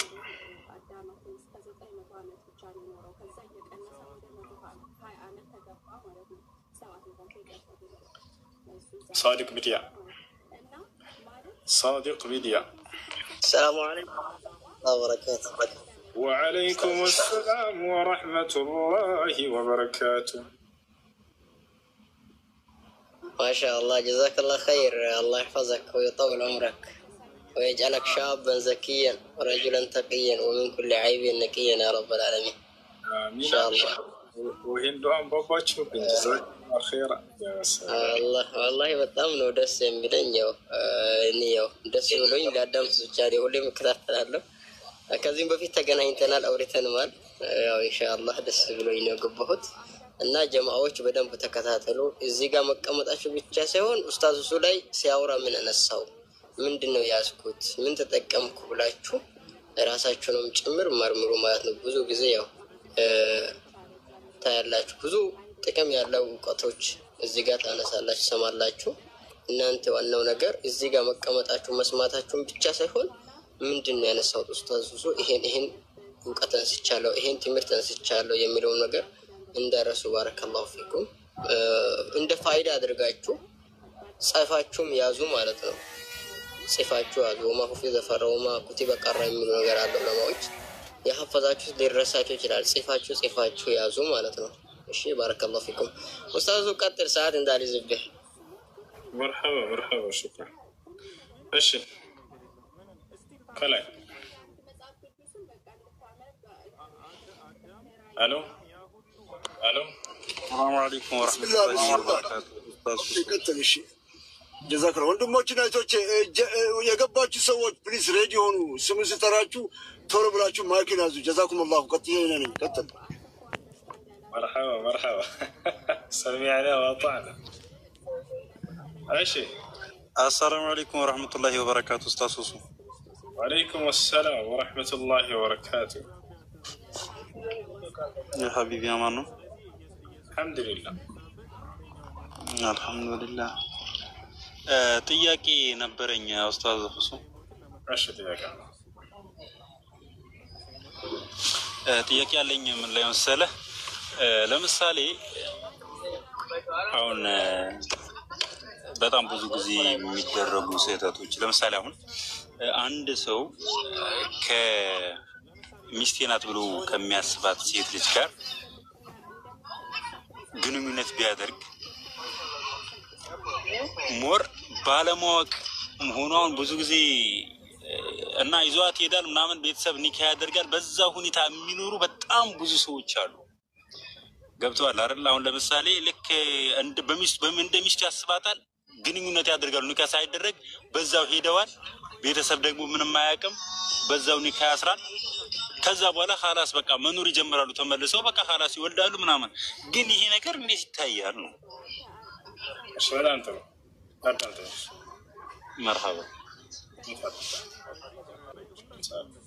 እሺ ማለት የፈለገ ወንድማችን በሁለት ተቃራኒ ጾታዎች መካከል ለምሳሌ ርክክብ የሚባል ነገር ወይ ቀለበት ምናምን ይታሰራል አይደለ? ወይ ልጅህ ለልጄ ምናምን አይነት ነገር ይሆንና ኒካ ሳይታሰር በፊት በቃ ሚስቴ ነች ብላ ያስባል እሷም ባላ ያለኝ ተይዣለሁ ብላ ታስባለች። በዛው እነዚህ ልጆች ከኒካህ በፊት ግንኙነትን ይጀምራሉ። ከዚያ በኋላ በዛው ግንኙነት እያሉ ኒካ ይታሰራል። በዚህ አይነት ህይወት የሚኖር ብዙ ሰው አለ። እንዴት ነው? ይሄ ወንጀል ነው። ለዚህ ነው ቀለበት ክልክል ነው የሚሉት ዑለሞች። በጣም መጥፎ በርን ይከፍታል። ከትዳር በፊት የሚደረግ የቀለበት ፕሮግራም ቢባል ማለት ነው። ቀለበት ተደረገ በቃ ይባላል። ከዚያ የኔ ነች ይላል፣ የእሱ ነኝ ትላለች። ፈለገበት ቦታ ያገኛት ይፈልጋል። በቃ ይህን ነገር ያደርጋሉ። ከዚያ በኋላ ኒካ ይታሰራል። በምን ላይ? በእርግዝና ላይ እያሉ ምናምን። ይሄ ስህተት ነው የሚሆነው። በእርግዝና ጊዜ ኒካ ይታሰራል። ስለዚህ አንድ ወንድ ከወደደና ከወደዳት ወደ ኒካ መግባትን ነው ኢስላም የሚያዘው። ነቢ ሰለላሁ ዐለይሂ ወሰለም ሐዲስ ላይ ምን አሉ? ለም ዩረ ሊልሙተሐቢነ ሚስለ ኒካህ፣ ለሁለት ለተዋደዱ ተቃራኒ ጾታዎች መጋባትን የመሰለ መልካም ነገር አላየሁላቸውም አሉ። ወደዳት ወደደችው አይደለ? خلاص ቤተሰብ ወደ ኒካህ ነው መግባት ያለበት። ከዚያ በፊት ርክክብ፣ ቀለበት፣ ገለመሌ ምናምን እያሉ ወደ መጥፎ ነገር እንዲገባ ያደርጓቸዋል። ይሄ ጥሩ አይደለም። ይሄ ጥሩ አይደለም። ስለዚህ በዚያን ጊዜ ከኒካህ በፊት ግንኙነት አድርገው ከዚያ በኋላ ኒካህ ቢታሰር በግንኙነታቸው ላይ ሳሉ ወንጀል ነው የሚሆነው። ቦታቸውን በተለይ እርግዝና ተከስቶ ከሆነ ያ ኒካህ ስህተት ነው እና ይህን ይመስላል ወንድሜሽ። ግን ያው ምናልባት ግንኙነት ካደረጉ በኋላ ኒካው ቢታሰርም ኒካው ይበቃል ማለት ነው። ማለት ምናልባት እንዲህ ደም ማየት አለባት እንደዚህ። እሱን በተመለከተ በዑለሞች መካከል ሁለት ሀሳብ አለ። ግማሽ ዑለሞች 3 ሀይድ ማየት አለባት የሚላሉ፣ ሌሎች ደግሞ አንድ ሀይድ ካየች በቂ ነው የሚል ነው። ትክክለኛ አንድ ሀይድ ካየች በቂ ነው የሚለው ነው። ነቢያችን ሰለላሁ ዐለይሂ ወሰለም በጦር ሜዳ ላይ ስለተማረኩ ሴቶች ሲናገሩ ثم انتظر حتى تحيض حيضة አንድ ሀይድ እስከምታይ ድረስ ጠብቅ ብሎ ተናግረዋል። ከዚያ በኋላ ያገባታል ሰውዬው። ያ ነው 3 ሀይድ የሚለው ወይም 3 ወር የሚለው ግን ለሌላ አካሎች የተቀመጠ የዒዳ ጊዜ ነው። በቁርአን ላይ 3 ሀይድ የሚለው ትዳር ላይ ሳለች የተፈታች ሴት የምትጠብቀው የዒዳ ጊዜ ነው። ማስረጃ يقول الله سبحانه وتعالى في سورة البقرة والمطلقات يتربصن بأنفسهن 3 قروء የተፈቱ ሴቶች በራሳቸው ላይ 3 ሀይድ ይጠብቁ ይላል። ዋናው የተፈታች ሴት ለሷ የተቀመጠ ህግ ነው። ይሄ 3 ወር የሚለው ደግሞ يقول الله سبحانه وتعالى واللائي يئسن من المحيض من نسائكم إن ارتبتم فعدتهن 3 أشهر እነዛ ከእናንተ ሀይድ ማየት ተስፋ የቆረጡ ወይም ያለፈባቸው ሴቶች ከ40 ዓመት ምናምን በኋላ ያሉ ሴቶች ማለት ነው። ሀይድ ማየት ያቆረጡ ሴቶች እነሱ 3 ወር ይጠብቁ ቢፈቱ ብሎ ለእነሱ የተቀመጠ ህግ ነው። ስለዚህ ይሄኛው ግን ትዳር የሌላቸው ሴቶች ወደ ትዳር መግባት ቢፈልጉ አንድ ሀይድ ተጠብቅ ያሉት የነቢ ሰለላሁ ዐለይሂ ወሰለም ንግግር እሱ ነው። እሺ ሁሱ ሁለተኛ ጥያቄ ልቀጥል። አይ መርሐባ። እሺ ሁሱ ማለት እኔ የምኖረው ዱባይ ውስጥ ነው። ዱባይ ውስጥ ትልቅ ካምፕ ውስጥ ነው ያለሁት፣ ስራ ቦታ ነው ያለሁት። ነገር ግን ትልቁ ካምፕ ላይ ጁምዓ ቀን ጁምዓ አይሰገድም። ሌላ 5 አውቃት ሰላት ሙሉ ጀማዓው ይሰግዳል። ጁምዓ ቀን ግን ኹጥባ ተደርጉ ምናምን ጁምዓ አይደለም የሚሰገደው፣ በዙሁር ነው የሚሰገደው። እና ያው ወደ ሌላ መስጊድ ለመሄድ እንኳን ምናልባት ከግቢው ፍቃድ መጠየቅ አለበት፣ ትንሽ ወጣ ለማለት ማለት ነው። ግን ይሄ ነገር እንዴት ነው ማለት ትንሽ ግራ ገብቶኛል። ታውቃለህ ማለት ከዛው ሌላ በአቅራቢያቸው መስጂድ ካለ ወደዛ ሄዳችሁ መስገድ ሶላት ልጅዋ ከሌለ ደግሞ ከመካከላቸው አንዳቸው እውቀት ያለው ካለ እሱ ኹጥባ ማድረግ የሚችል ከሆነ እሱ ኹጥባ ያድርግላችሁ እና ከዛ እሱ መስከር ትችላላችሁ። ኢማም እኮ አለ መስጊድ ውስጥ ኢማም አለ። ግን ብቻ እንዴት እንደሆነ ማለት እንዴት እንደምገልጸው አላውቅም። ግን ሌላ ኸይ ነው ሙሉ ጀማዓው 5 አውቃት ሰላት በሰላት ድርድር የለም። ነገር ግን የጁምዓው ላይ ብቻ ትንሽ በሳምንት ጁምዓ ኹጥባ አይደረግም። ዙሁር ሰላት ነው የሚሰግደው ሁሉን ጀማዓው ማለት ነው። በጀማዓ ይሁንና የሚሰግደው ዙሁር ሰላት። ኹጥባ ማድረግ ካልቻለ ችግር የለውም። በመስጂዱ ላይ ያለው ኢማም ኹጥባ ማድረግ የማይችል ከሆነ ዑዝር አላቸው እነዚህ ሰዎች። ስለዚህ ዙሁርን ነው የምትሰግዱት 4 ረካ። ኹጥባ ማድረግ የሚችል ካለ ከመካከላችሁ አንድ ሰው ኹጥባ ያድርግላችሁ እና ትሰግዳላችሁ። ከሌለ በአቅራቢያችሁ መስጂድ ካለ ደግሞ ወደዛ ሄዳችሁ መስገድ ከቻላችሁ شيء يعني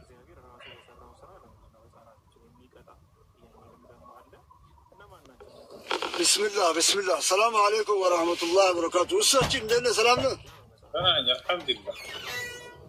بسلام أدرك عيني قال سلامنا. الحمد لله.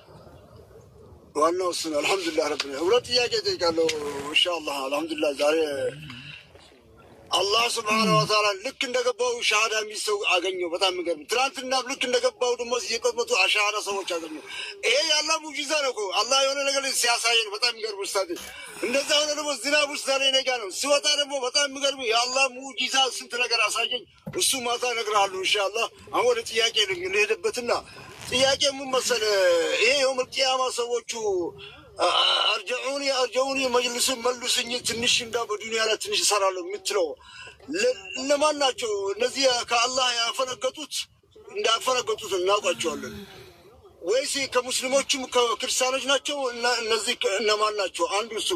ሁለተኛ ደግሞ ዱዓ በመናረግበት ደግሞ አንዱ ተቀባይ ውስጥ ዝናብ ነው። እኔ ጋር በጣም ትልቅ ቆንጆ ዝናብ ነው። በጣም ወዳለው ዝናብ ደግሞ በዝናብ ስለሆነ ደግሞ ተወለድኩት እና በዚህ ዱዓ ውስጥ አላህ ሱብሃነሁ ማን ነው በመሃል የገባው? ሰው ያወራል። እሺ ጀዛኩም አድሚኖችም ነቃ በሉ። የወንድማችን ብቻውን ምንጠው እናንተም ከሱ ጋር ሩጡ ኢንሻአላህ። እና በዱዓ ውስጥ ተቀባይ ውስጥ አንዱ ዝናብ ነው። ዝናብ ውስጥ ዱዓ የምናደርገው ሰዓት አለው ገደብ አለው ወይስ ዝናብ ውስጥ ሲዘንብ ብቻ ነው ወይስ ምን ሰዓት ነው? ለእነዚህ ሁለቱም መልስልኝ። ጀዛኩም ላሁ ኸይር ጀዛ ኡስታዝ። አሰላሙ አለይኩም። ወአለይኩም ሰላም ወረሕመቱላህ ወበረካቱ። ጥሩ ጥያቄዎች ናቸው። የመጀመሪያ ምንድነው? አንድ ሰው ከሞት በኋላ ይጸጸታል። ከሃዲያኖች ረቢ እርጅዑን ለዐሊ አዕመሉ ሷሊሐን ፊማ ተረክት ይላሉ። ይሄንን አማኞች ይጸጸታሉ ወይ ነው። ነቢያችን ሰለላሁ ዐለይሂ ወሰለም ሲናገሩ መጸጸት ሲባል ለሁለት ይከፈላል። አንደኛ መጥፎ ስራ ሰርቶ ምን ነው መልካም በሰራ የተመለሽ ብሎ መጸጸት አለ። ሁለተኛ ደግሞ መልካም ስራ ሰርቶ ምን ነው ከዚህ በላይ ጨምሬ ሰርቼ በነበር ብሎ የሚጸጸት አለ። አያቸው የተለያዩ ናቸው። ለይሱ ዐላ ደረጀትን ዋሂዳ በአንድ ደረጃ አይደሉም። ለዚህ ነው ነብዩ ሰለላሁ ዐለይሂ ወሰለም ማንም አማኝ የለም ከሞት በኋላ አማኝም ቢሆን ከሃዲ የሚጸጸት ቢሆን እንጂ አሉ። ጸጸታቸው ይለያያል። ቀደም እንደነገርኳችሁ የከሃዲው ጸጸት ምንድነው? ምን ነው አላህ ዳግም ወደ ምድር መልሶኝ በእርሱ አምኜ መልካምን በሰራ የሚል ነው። አማኙ ደግሞ በመልካም ስራው ያገኘውን ምንዳ ሲያይ ጊዜ ምን ነው ከዚህ በላይ ጨምሬ ሰርቼ በነበር ብሎ ይጸጸታል አሉ። አያቸው አይደል? ይሄ ነው። ስለዚህ አምላክ አላህ ስብሐነሁ ወተዓላ በቁርአን ላይ ሲናገር ስለ ከሃዲያኖች ምን አለ? حتى إذا جاء أحدهم الموت قال رب ارجعون لعلي أعمل صالحا فيما تركت كلا إنها كلمة هو قائلها ومن ورائهم برزخ إلى يوم يبعثون إلى حتى إذا جاء أحدهم الموت قال رب ارجعون ከእነርሱ ወደ አንዳቸው ሞት በመጣባቸውን ጊዜ ጌቶቹ መልሱኝ ይላል። መልሰኝ ጌታዬ ብሎ ይማጸናል ከሃዲ ሰው። ለምን? ለዐሊ አዕመሉ ሷሊሐን ፊማ ተረክት እስከ ዛሬ ችላ ብዬ የተውኩትን መልካም ስራ እንድሰራ ዘንድ እንዳመን ዘንድ ባንተ ብሎ አላህን ይማጸናል። ከላ ለአምላካችን አላህ ለይሰ አልአምሩ ከማ ዩሪድ ነገር ግን ነገሩ እንደሚፈልገው አይሆንለትም ማለት إنها كلمة هو قائلها يتشنققروا زنب الورسو من ناقرات كنت نققرنج ملسا يقيني مالا يا مالت عيسى طمين ندر ومن ورائهم برزخ إلى يوم يبعثون كبستجربوا قنا كموت بوالا سكي كسكس درس يكبر هوت قنا يتبقوا الله تلك زازات ربي هرباتشو تلك زازاتاتشو من تدو منو داقم الله ملسون بسلمنا بعمن يمين قالنا بسورة الحجر الله سبحانه وتعالى كتر سوست لا يناقر من الله ربما يود الذين كفروا لو كانوا مسلمين النزاي كانوا يسوج منه مسلم هنا بنبر بلا يتسطبت كلمة الله بل إله وتعالى أملاك الله سبحانه وتعالى من الله ولو ترى إذ وقفوا على النار فقالوا يا ليتنا نرد ولا نكذب بآيات ربنا ونكون من المؤمنين بل بدا لهم ما كانوا يخفون من قبل ولو ردوا لعادوا لما نهوا عنه وإنهم لكاذبون على ولو ترى إذ وقفوا على النار على محمد هوي كهديانوች የተንሳኤ ቀን ከገሃነም ከእሳት ፊት በሚቆሙ ጊዜ ብታያቸው አለ። የወደፊቱን አምላክ አላህ ስለሚያውቅ ወታቸዋል በቁርአን ላይ ይገልጽልናል። ከቁርአን መለኮታዊ መጽሐፍ ነው ወይንም ተአምራዊ መጽሐፍ ነው ከምንልበት አንደኛው ምንድነው? የወደፊት የሚሆነውን የገሃነምን ህይወት ከሃዲያኖችን በቁርአን ላይ አላህ ጠቅሶታል። ምን እንደሚሆን ስለሚያውቅ ከዚያ መካከል እዚህ ጋር የተናገረው ነው። ወለው ተራ ኢዝ ወቂፉ ዐለ ናር በገሃነም እሳት በር ላይ በሚቆሙ ጊዜ ስትብታያቸው ኑሮ ሙሐመድ ይላል። ምን ይላሉ አለ ፈቃሉ ያ ለይተና ኑረድ ወጥፋታችን ምን ነው አንዴ መመለስ እድል በተሰጠንና በተመለስን ይላሉ። ምን ለመሆን ወላ ኑከዚበ ቢአያት ረቢና የጌታችንን አናቅጽ ቁርአንን አንክድም ነበር ይላሉ አለ። ወነኩነ ሚነል ሙእሚኒን ከአማኞቹ እንሆን ነበር እንደው አንዴ መመለስ እድል በተሰጠን ይላሉ አለ። ታዲያ የአላህ ስብሓነሁ ወተዓላ አስደናቂ እውቀቱ እዚህ ጋር ይናገራል። አላህ ስብሓነሁ ወተዓላ አዋቂ ነው አይደለ? እውቀቱ ምንድን ነው? የዕለም ማ ካን ወየዕለም ማ ሰየኩን ወየዕለም ማ የኩን ወየዕለም ማ ለም የኩን ለው ካነ ከይፈ የኩን። አላህ አዋቂ ነው ስንል ጊዜ አላህ የሆነውን ሁሉ ያውቃል፣ ያለፈውን አላህ የወደፊትን ሁሉ የሚሆነውን ያውቃል። አላህ እየሆነ ያለውን ሁሉ ያውቃል። አላህ ሊሆኑ የማይችሉ ነገራቶች እንዲሆኑ ቢፈቅድ በምን ሁኔታ እንደሚሆኑ ያውቃል። ይሄኛው ነው በጣም አስደናቂ። ሊሆን የማይችል ነገር አለ አይደለ? እንዲሆን ቢፈቅድ ኖሮ በምን ሁኔታ እንደሚሆን ያውቃል። ከታቻል ከዚያ መካከል አንደኛው ምንድን ነው? አንድ ሰው ከሞተ በኋላ ዳግም ወደ ምድር ይመለሳል። ይሄ ሊሆን የሚችል ነገር ነው? አይ ሊሆን የማይችል ነገር ነው። ነገር ግን ዳግም የመመለስ እድልን ይጠይቁና አላህ ምን ይላል? እንዲመለሱ እድል በሰጣቸው ኑሮ አለ ምን እንደሚሆኑ ይነግረናል። ወለው ርዱ አለ ሙሐመድ ሆይ ቢመለሱ እነዚህ ሰዎች ግን ለዓዱ ሊማንሁ አንሁ እዛው ተከለከሉበት ክህደት ውስጥ በተዘፈቁ ነበር። ወኢነሁም ለካዚቡን እነርሱ ውሸታሞች ናቸው አለ። አያቸው የመመለስ እድልን ቢሰጣቸው እዛ ይገባሉ። ለምን ከተባለ ዛሬ የሚያዛቸው ነገር የለም ትዕቢት እንጂ። በደንብ ተረድተዋል። አምላክ ነቢይን ልኮ መለኮታዊ መጽሐፍን አውርዶ ማንም ከሃዲ እንዲደርሰው ካደረገ ያ ከሃዲ እንዲረዳው አድርጎ ቅልል አድርጎ ነው መለኮታዊ ቃልን ያወረደው። ወላሂ ላዚም በፍጹም የሚከብድ አይደለም። ለትንሽ ለትልቁ ለሁሉም ገርና ቀለል ባለ መልኩ ነው አምላክ የሚናገረው። ገብቷቸዋል። እኔም በብቸኝነት አምልኩ ነው ያላቸው። በእኔ ላይ አታጋሩ ነው ያላቸው። እኔ አንድ ብቻ ነኝ አላቸው። ለእኔ አጋር የለኝም አላቸው። ይሄን አድርጉ ገነትን ትገባላችሁ፣ ይሄን ከካዳችሁ ደግሞ ሌላን አካል ካመለካችሁ ወደ ገሃነም ነው የምትሄዱት አለ። ይሄን ያልተረዳለ በደንብ ሁሉም ተረድተዋል። ገብቷቸዋል። ይሄን ላለመቀበል ግን የዛን ነብይ ባህሪ መከታተል እንደዚህ ነው እንደዚህ ነው እያሉ ራሳቸውን አውቁ ከዚያ ከእውነቱ ይዘጋሉ። ገብቷቸዋል። በሌላ በማይረቡ ተልካሻ ምክንያቶች ይህን ነው አምላክ አላህ ስብሐነሁ ወተዓላ የመመለስን እድል በሰጣቸው ኑሮ እዛው የሚዘፈቁ ናቸው አውቀው ነው እያለ ይናገራል። እንዳጠቃላይ ከሃዲያኖች የሚጸጸቱት ምን ነው አምነን ዳግም ተመልሰን የማመን እድል ባገኘን እና ይሄን ነው የሚጠይቁት። አማኝ የሆነ ሰው ግን በተሰጠው በመልካም ስራው ምንዳው ያንን ምንዳ ሲያይ ጊዜ ምን ነው ከዚህ በላይ ሰርቼ በነበር ብሎ ነው የሚናገረው። ይሄ ነው የመጀመሪያው ጥያቄ ማለት ነው። ሁለተኛ ምን ነበር? ጀዛከላሁ ውስጡ ስለ ዱዓ ነው። ዱዓ ተቀባይነት በዝናብ ውስጥ ስንቀጥበት ኢንሻአላህ። እሺ ነብዩ ሰለላሁ ዐለይሂ ወሰለም ዝናብ በሚጥል ጊዜ ዱዓ ያደርጉ ነበር። አላሁመ ካነ ኢዛ ነዘለ አልመጠር የቁሉ ነብዩ ሰለላሁ ዐለይሂ ወሰለም አላሁመ ሰይበን ናፊዓ አምላክ ያላህ ሆይ ጠቃሚ የሆነ ዝናብ አድርገው እያሉ ይናገሩ ነበር። ከዚያ በፊት በጣም ንፋስ ይመጣል አይደለ? ከዝናብ በፊት ያን አስመልክቶ ነብዩ ሰለላሁ ዐለይሂ ወሰለም አላሁመ ጀዐልሁ ረሕመተን ወላ ተጀዐልሁ ዐዛበን ይሉ ነበር። አምላክ ያላህ ሆይ የእዝነት ንፋስና ዝናብ አድርገው የቅጣት ዝናብና ንፋስ አታድርገው ይሉ ነበር። ለምንድን ነው ይህን የሚሉት? ምክንያቱም ባለፉት ህዝቦች ላይ በአውሎ ንፋስ የተቀጡ ህዝቦች አሉ። ያ እንዳይሆንብኝ በትውልዴ ላይ ብለው በጣም ይፈሩልን ነበረ። ነቢ ሰለላሁ ዐለይሂ ወሰለም ኃይለኛው ንፋስ ከመጣ ካነ የጅፉ ዐላ ሩክበቲሂ ዐለይሂ ሰላቱ ወሰላም በጉልበታቸው ተንበርክከው አላህን ይማጸናሉ። ደር አምላክ ያላህ ባለፉት ህዝቦች ላይ ያደረግከውን መቅሰፍት በትውልዶች ላይ እንዳታደርግብኝ ብለው በጣም ይሰጉልን ነበር፣ በጣም ይሳሱልን ነበር። አላህን ወዲያው ይማጸናሉ። ምናልባት ከህዝቦቻቸው ያመጻል አይደለ? ነቢይን አልቀበልም ያለ ያቆሰለ ምን አላለ? በእነዚያ ላይ ቅጣቱ እንዳይሆን ይለምኑላቸዋል። አምላክ ያላህ ሆይ ጀዐልሃ ረሕመተን አደራ ከእዝነት አድርጋት ይችን ንፋስ፣ ወላ ተጀዐልሃ ዐዛብን ቅጣት እንዳታደርግብኝ በትውልዶች ላይ አማኞችን ሳይሆን ከሃዲያኖችን እንዳይቀጣባቸው ይለምኑላቸው ነበር። አያቸው ዳዕዋ አድርጌላቸው ይመለሱልኛል ብለው በተስፋ እየጠበቋቸው ስለሆነ እንዳይቀጣቸው አላህን ይማጸኑላቸው ነበር። እነዚያ እዛ በተንኮል እያሴሩላቸው ማለት ነው። እርሳቸው እዚህ ይለምኑላቸዋል። ነቢዩ ሰለላሁ ዐለይሂ ወሰለም ጋር ሰሃቦች መጡ። አንዴ በጣም ግፉና መከራው ሲበዛባቸው ጊዜ ያ ረሱላላህ ኡዱዕ ዐለል ሙሽሪኪን አሏቸው። አንተ የአላህ መልእክተኛ ሆይ በእነዚህ በካዲያኖች ላይ አላህ መቅሰፍትን እንዲያመጣባቸው እንዲቀስፋቸው ተራገማቸው እንጂ ብለው ተናገሩ። ለምንባቸው፣ ጸሎት አድርግባቸው። ነቢ ሰለላሁ ዐለይሂ ወሰለም ምን አሉ? እኒ ለም ኡብዐስ ለዓነን ወኢነማ ቡዒስቱ ረሕማ እኔ እንድራገም የተላኩ ነቢይ አይደለሁም፣ እኔ በእዝነት የተላኩ ነቢይ ነኝ። እነዚህን በተስፋ ጠብቄ አስተምራቸዋለሁ እንጂ ወደ ቅኑ መንገድ እንዲመጡ እንዲቀሰፉ ለምንድን ነው የምለምንባቸው ብለው ከለከሏቸው። አላደርግም ይሄን አሉ። ደውስ የሚባሉ ጎሳዎች አሉ። እነዚህ አካሎች ለነብዩ ሰለላሁ ዐለይሂ ወሰለም ኃይለኛ ጠላት መሆናቸውን ሰሃቦች መጥተው ተናገሩ። ያ ረሱላህ ዱዓ ለደውስ አሏቸው። ደውስ በሚባሉ ጎሳዎች ላይ ጸሎትን አድርግባቸው እንዲቀሰፉ አሏቸው። ነብዩ ሰለላሁ ዐለይሂ ወሰለም ዱዓ አደረጉ። ለማን? ለእነዚህ ደውስ ለሚባሉ ጎሳዎች። አላሁመ እህዲ ደውሰን ወእቲኒ ቢሂም አሉ።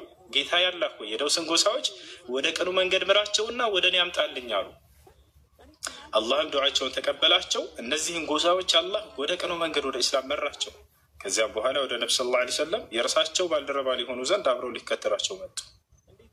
هذا هو النبي عليه الصلاة والسلام። እንደተቃለ ነብዩ ሰለላሁ ዐለይሂ ወሰለም ዝናብ በሚጥል ጊዜ ይህን ዱዓ ያደርጉ ነበር። ልክ እንዲሁ አዛን ሲደረግ ዱዓ إذا أذن المؤذن إذا نادى مناد فتحت أبواب السماء واستجيبت الدعاء للنبي صلى الله عليه وسلم። አዛን ሲባል ጊዜ የሰማይ በሮች ሁሉ ይከፈታሉ፣ ዱዓዎችም ተቀባይ ይሆናሉ በዛን ጊዜ ብለዋል። ልክ አዛን ከተባለ በኋላ የዛኔ ዱዓ ማድረግ ማለት ነው። وقال النبي صلى الله عليه وسلم بين الأذان والإقامة لا يرد الدعاء ዱዓ በአዛንና በኢቃማ መካከል አይመለስም አሉ። ተቀባይነትን ያገኛል ማለት ነው። ይሄን ይመስላል። እሺ ጀዛከላህ እሱ አላህ ጨምርልህ። አላህ እኔ ደግሞ በዱዓ ደግሞ ዝናብ ያለው አንተ ጭምር ጀማዎቼ ደግሞ አላህ ስብሐ እኛም ሰምተን የምንጠቀም አላህ ያድርገን። ሰምተን የምንተገብር አላህ ያድርገን። ሰምተን ደግሞ ለጀማዎቹ የምናስተላልፍ አላህ ያድርገን። አንተም ከክፉ ከምቀኛ ከሸረኛ አላህ ያጠብቅህ። ከአፊያ ጥሩ ነገር እንጂ ከአንተም ከሚያስጨንቅ አላህ ያንሳልህ። አንተ መሰሎቹ ወጣቶቹ ወንድሞችን አላህ ያብዛልን። አንተን ደግሞ ለእኛም ብለህ ለእንታ ቆመ ዱዓ የምታደርግልን አላህ ስብሐነ በዱኛም በአኽራ አላህ ያበሽርህ። እኛም አንተንም ተከትለን ኢንሻአላህ በቂያማ ውስጥ የውመል ቂያማ ነፍሴ ነፍሴ የምትልበት ቀን የውመል ቂያማ በጀነት አላህ ስብሐነ ያ አላህ ስብሐነ ወተዓላ ጥላ የምናገኝ አላህ ያድርግልን። ሁላችንም በስርዓት ሙስተቂም እንሄድ አላህ ያድርገን። ኡስታዞቻችን እድሜያችን ይስጥልን። ከኩፋሮች ከነቢያችን ሰለላሁ ዐለይሂ ወሰለም ከአላህ ፈነገጡ አላህ የሚያርቅልን አላህ ያድርገን። ለአላህ ብለን የምንዋደ ሰዎች አላህ ያድርገን። ጀዛከላሁ ኸይር ጀዛ ኡስታዝ አላህ ቢወዳለው። እንደዚህ ደግሞ ወንድሞችና እህቶቼ አላህ ቢወዳቸዋለሁ። ከተቻለ መጠን ፕሊስ ወንድሞችና እህቶቼ ጊዜያችን ወስደን እዚህ መተን ስንሰማ ከምንችለው አቅማችን በምንችለው አቅማችን ይሻላል። ወላ ይከልፍ ነፍሰ ኢላ ወስዐሃ ከአቅማችን በላይ አላህ ያዘውም በምችለው አቅምሽን ግን የምትሰሚው የምታዳምጪው ጊዜሽን ከፍተሽ እዚህ የምታዩት የምትችለው ነገር መስራት በተግባር እናድርግ ኢንሻአላህ። የአላህ ሂዳያ ነው። ግን በምችለው አቅማችን ቅድም አሁን ወንድማችን ተነገራቸው አይታቻችሁ መልሱኝ የሚሉ ሰዎች ያውቁታል። ዛሬ ያው እንደ እሱ አይነቱ እየነገረን ነው። ያኔ ጆሮ የት ነበረ ልብ የት ነበረ እያልን ነው። ስለዚህ በምንችልበት እንሰራበት። ጀዛኩሙላሁ ኸይር። እንደዛ ደግሞ ኡስታዳችን አቡበከር አቡኪ ደግሞ ከስር ያለው ፎሎ አድርጉት። እንደ እሱ የጀርባ አጥንታችን ነው። እሱም ኢንሻአላህ እሱ ከሌለበት ጋር አቡኪ ኡስታዳችን ከስር ያለው ወንድሞችና እህቶቼ ፎሎ አድርጉት። ኢንሻአላህ ኡስታዶቻችን ፎሎ ብናርጋቸው ጀዛከላሁ ኸይር። ጀዛ ውስጥ እቺን ካልኩ ይበቃኛል። ሰላም አለይኩም ወራህመቱላሂ ወበረካቱ። عليكم السلام ورحمة الله وبركاته. جزاكم الله خيرا وبارك الله فيكم. شكرا بلنا. شكرا. الشي السلام عليكم. عليكم السلام. أمان نوكس. الحمد لله. عندي ولا تياك أنا برا. إيش؟ አንድ ልያኔ አይዲ ላይ ሆኖ መገናኘት ከፋራውን ነገር ያኔ ሐራም መሆኑን አውቃለሁ። እሺ በዕለሞች መካከል ሁለት ሀሳብ አለ። ግማሽ ዕለሞች ተውበት ብቻ ነው ይላሉ፣ ሌሎች ደግሞ ከፋራ አለበት ይላሉ። ትክክለኛው ከፋራ አለበት የሚለው ነው። ምክንያቱም በነቢዩ ሰለላሁ ዐለይሂ ወሰለም ጊዜ አንድ ሰው መጥቶ ይህን ጥያቄ ጠይቆ መልስ አግኝቷል። جاء رجل إلى النبي صلى الله عليه وسلم وقال يا رسول الله إني وقعت على امرأتي وهي على الحيض فقال له النبي صلى الله عليه وسلم تصدق بدينار. ايه ነው በነቢያችን ሰለላሁ ዐለይሂ ወሰለም ጊዜ አንድ ሰው መጣና ጠየቃቸው፣ አንተ የአላህ መልእክተኛ ሆይ እኔ ሚስቴ ላይ በሀይድ ላይ ያለች ተገናኝቼ ነበር፣ ምንድነው ቅጣቴ ሲላቸው 1 ዲናር ሰደቃ አድርግ አሉት። ተውበት ከማድረግ ጋር ማለት ነው። ገዛቸዋል። 1 ዲናር በዚህ ጊዜ ምን ያክል ይመዝናል የሚለውን ታላቁ ዓሊም ሼክ አብዱልዓዚዝ ብን ባዝ ረሒመሁላህ ተዓላ ሲናገሩ ምን አሉ? 4 ግራም ከግማሽ ወርቅ ይመዝናል አሉ። 4 ግራም ከግማሽ ወርቅ ምን ያክል ገንዘብ ያወጣል የሚለውን ወርቅ ቤት በአቅራቢያ ሂደህ ትጠይቅና ይህን ያክል ይሉሃል። ያንን ሄደህ ሰደቃ ማድረግ ለድሃዎች ያ ነው። ከዚያ በፊት ልታውቀው የሚገባው በወር አበባ ጊዜ ግንኙነት ማድረግ ተከልክሏል። አላህ ስብሐነሁ ወተዓላ በቁርአን ላይ ሲናገር ሱረት አልበቀራ ላይ ምን ይላል?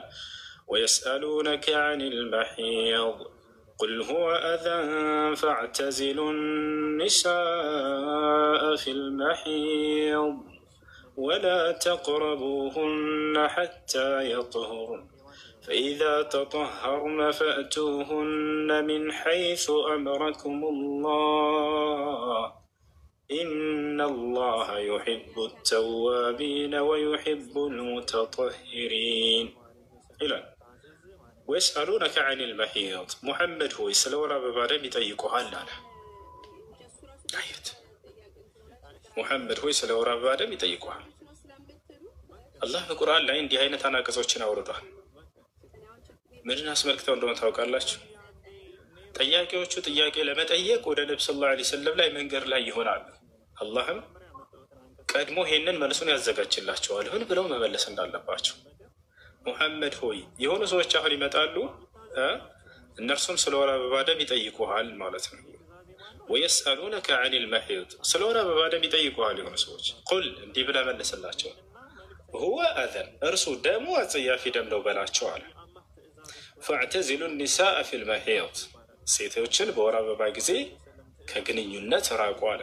ራሳቸውን ቆጥበዋል። ከእርሷ አይደለም ልብ በሉ፣ እርሷን እስከተባለ ለነብዩ ሰለላሁ ዐለይሂ ወሰለም ማዛ ነስነዑ ፊ አልሐይድ ተብለው ተጠየቁ። አንቱ የአላህ መልእክተኛ ሆይ ሚስቶቻችን የወር አበባ ላይ በሚሆኑ ጊዜ ምን እናድርግ ምን እንስራ ብለው ጠየቋቸው። ፈቃለ ነብዩ ሰለላሁ ዐለይሂ ወሰለም የስነዑ ኩለ ሸይእን ኢላ ኒካሕ ወፊ ሪዋየት ኡኽራ የስነዑ ኩለ ሸይእን ኢላ ልጅማዕ። የአላህ መልእክተኛ ምን አሉ? ሚስቶቻችሁ የወር አበባ ደም ላይ በሚሆኑ ጊዜ ሁሉን ነገር ከእነርሱ ጋር ማድረግ ትችላላችሁ፣ ግንኙነት ሲቀር አሉ። ስለዚህ ሚስትህ በወር አበባ ላይ በምትሆን ጊዜ እርሷን ማጫወት ትችላለህ፣ ችግር የለውም። ማቀፍ፣ መሳም፣ ሌላም ትችላለህ። ነገር ግን ግንኙነት አይፈቀድም በፍጹም። ገብታችኋል አይደለ? ይሄ ነው እና አላህ ስብሐነሁ ወተዓላ ፈዕተዚሉ ኒሳአ ፊል መሒድ አለ ወላ ተቅረቡሁነ ሐታ የጥሁርነ አለ። እስኪጸዱ ድረስ ከወር አበባ ደግሞ በግንኙነት እንዳትቀርቧቸው አለ። ፈኢዛ ተጠሀርነ ፈእቱሁነ ሚን ሐይሱ አመረኩም አላህ ከጸዱና ከጨረሱ ከወር አበባ በኋላ የዛኔ አላህ ባዘዘባቸው መንገድ መገናኘት ትችላላችሁ ይላል። አላህ ያዘዘበት ምንድን ነው ከተባለ አንድ ሰው ልጅን ሊያገኝበት በሚችልበት ስፍራ ብቻ ማለት ነው። በሌላ ቦታ ይቻላል ወይ? አይቻልም በፍጹም። አላህ ስብሐነሁ ወተዓላ ልጅን በምናገኝበት ቦታ ብቻ እንደሆነ እዚያው ላይ ኒሳኡኩም ሐርሱን ለኩም ፈእቱ ሐርሰኩም ማና ሽእቱም ወቀድሙ ሊአንፉሲኩም እያለ ተናገረ። ይሄ ነው። በዚህ አያይዞ የሚነሳ ነገር ስላለ ሌላ በኢስላም ላይ ያለ መልስላችሁ። በመዘራጃ ቦታ ሚስትን መገናኘት ይቻላል ይላሉ። ላ አይቻልም በፍጹም፣ ከታላላቅ ወንጀል ነው። ይህን ነቢዩ ሰለላሁ ዐለይሂ ወሰለም ሐዲስ ላይ ሲናገሩ ምን አሉ? መልዑኑን መን አተ ምርአተሁ ፊ ዱቡሪሃ አሉ። ሚስቱን በመዘራጃ ቦታ የተገናኘ ሰው የተረገመ ሰው ነው ከአላህ ዘንድ አሉ። ያችሁ መልዑኑን መን አተ ምርአተሁ ፊ ዱቡሪሃ፣ ይሄ የተረገመ ሰው ነው። አንድ ሰው ልጅን ሊያገኝበት በሚችልበት ስፍራ እንጂ ሚስቱን መገናኘት የሚችለው በሌላ ቦታ በፍጹም አይፈቀድም። ኃጢአት ነው፣ ሐራም ነው። አላህ ስብሐነሁ ወተዓላ ከልክሏል። ይህን ይመስላል። እሺ። እና ስለዚህ ያንን 1 ዲናር ወይም 4 ግራም ከግማሽ ሰደቃ ማድረግ ነው ያለበት። እሺ። ሰላም አለይኩም። ወአለይኩም ሰላም ወረሕመቱላሂ ወበረካቱ። ሰላም ነው? አልሐምዱሊላህ። ወንድሜ በትዳር ጉዳይ ጥያቄ ልጠይቅህ ነበረ። እሺ። እኔና ባለቤቴ ስንጋባ ያው ተዋደን ቤተሰብ ፈቅዶን የተጋባ ነው እና ተጋብተን እየኖርን 2 ልጆችንም ወለድን። ግን ከዛ ከተጋባን በኋላ ያው ስለ ቤተሰቡ ያው እዛው አንድ ከተማ ነው የምንኖረው እንጂ ያው ብቻ አንድ ከተማ እንኖር እንጂ እነሱ እንዴት ናቸው ምንድን ናቸው የሚለውን ነገር አናውቅም። ያው ከሌ እናቱ እንደዚህ እንትና ናት የሚለውን ነው የምናውቀው በስም ማለት ነው። ከዛ ያ ነገር እያደር እንትን ሲል እሷ መተት ታደርጋለች የሚለውን ነገር ሰማን። ከዛ እሱም ያ ብዙ ጊዜ ይታመማል፣ ስራ መስራት አይችልም።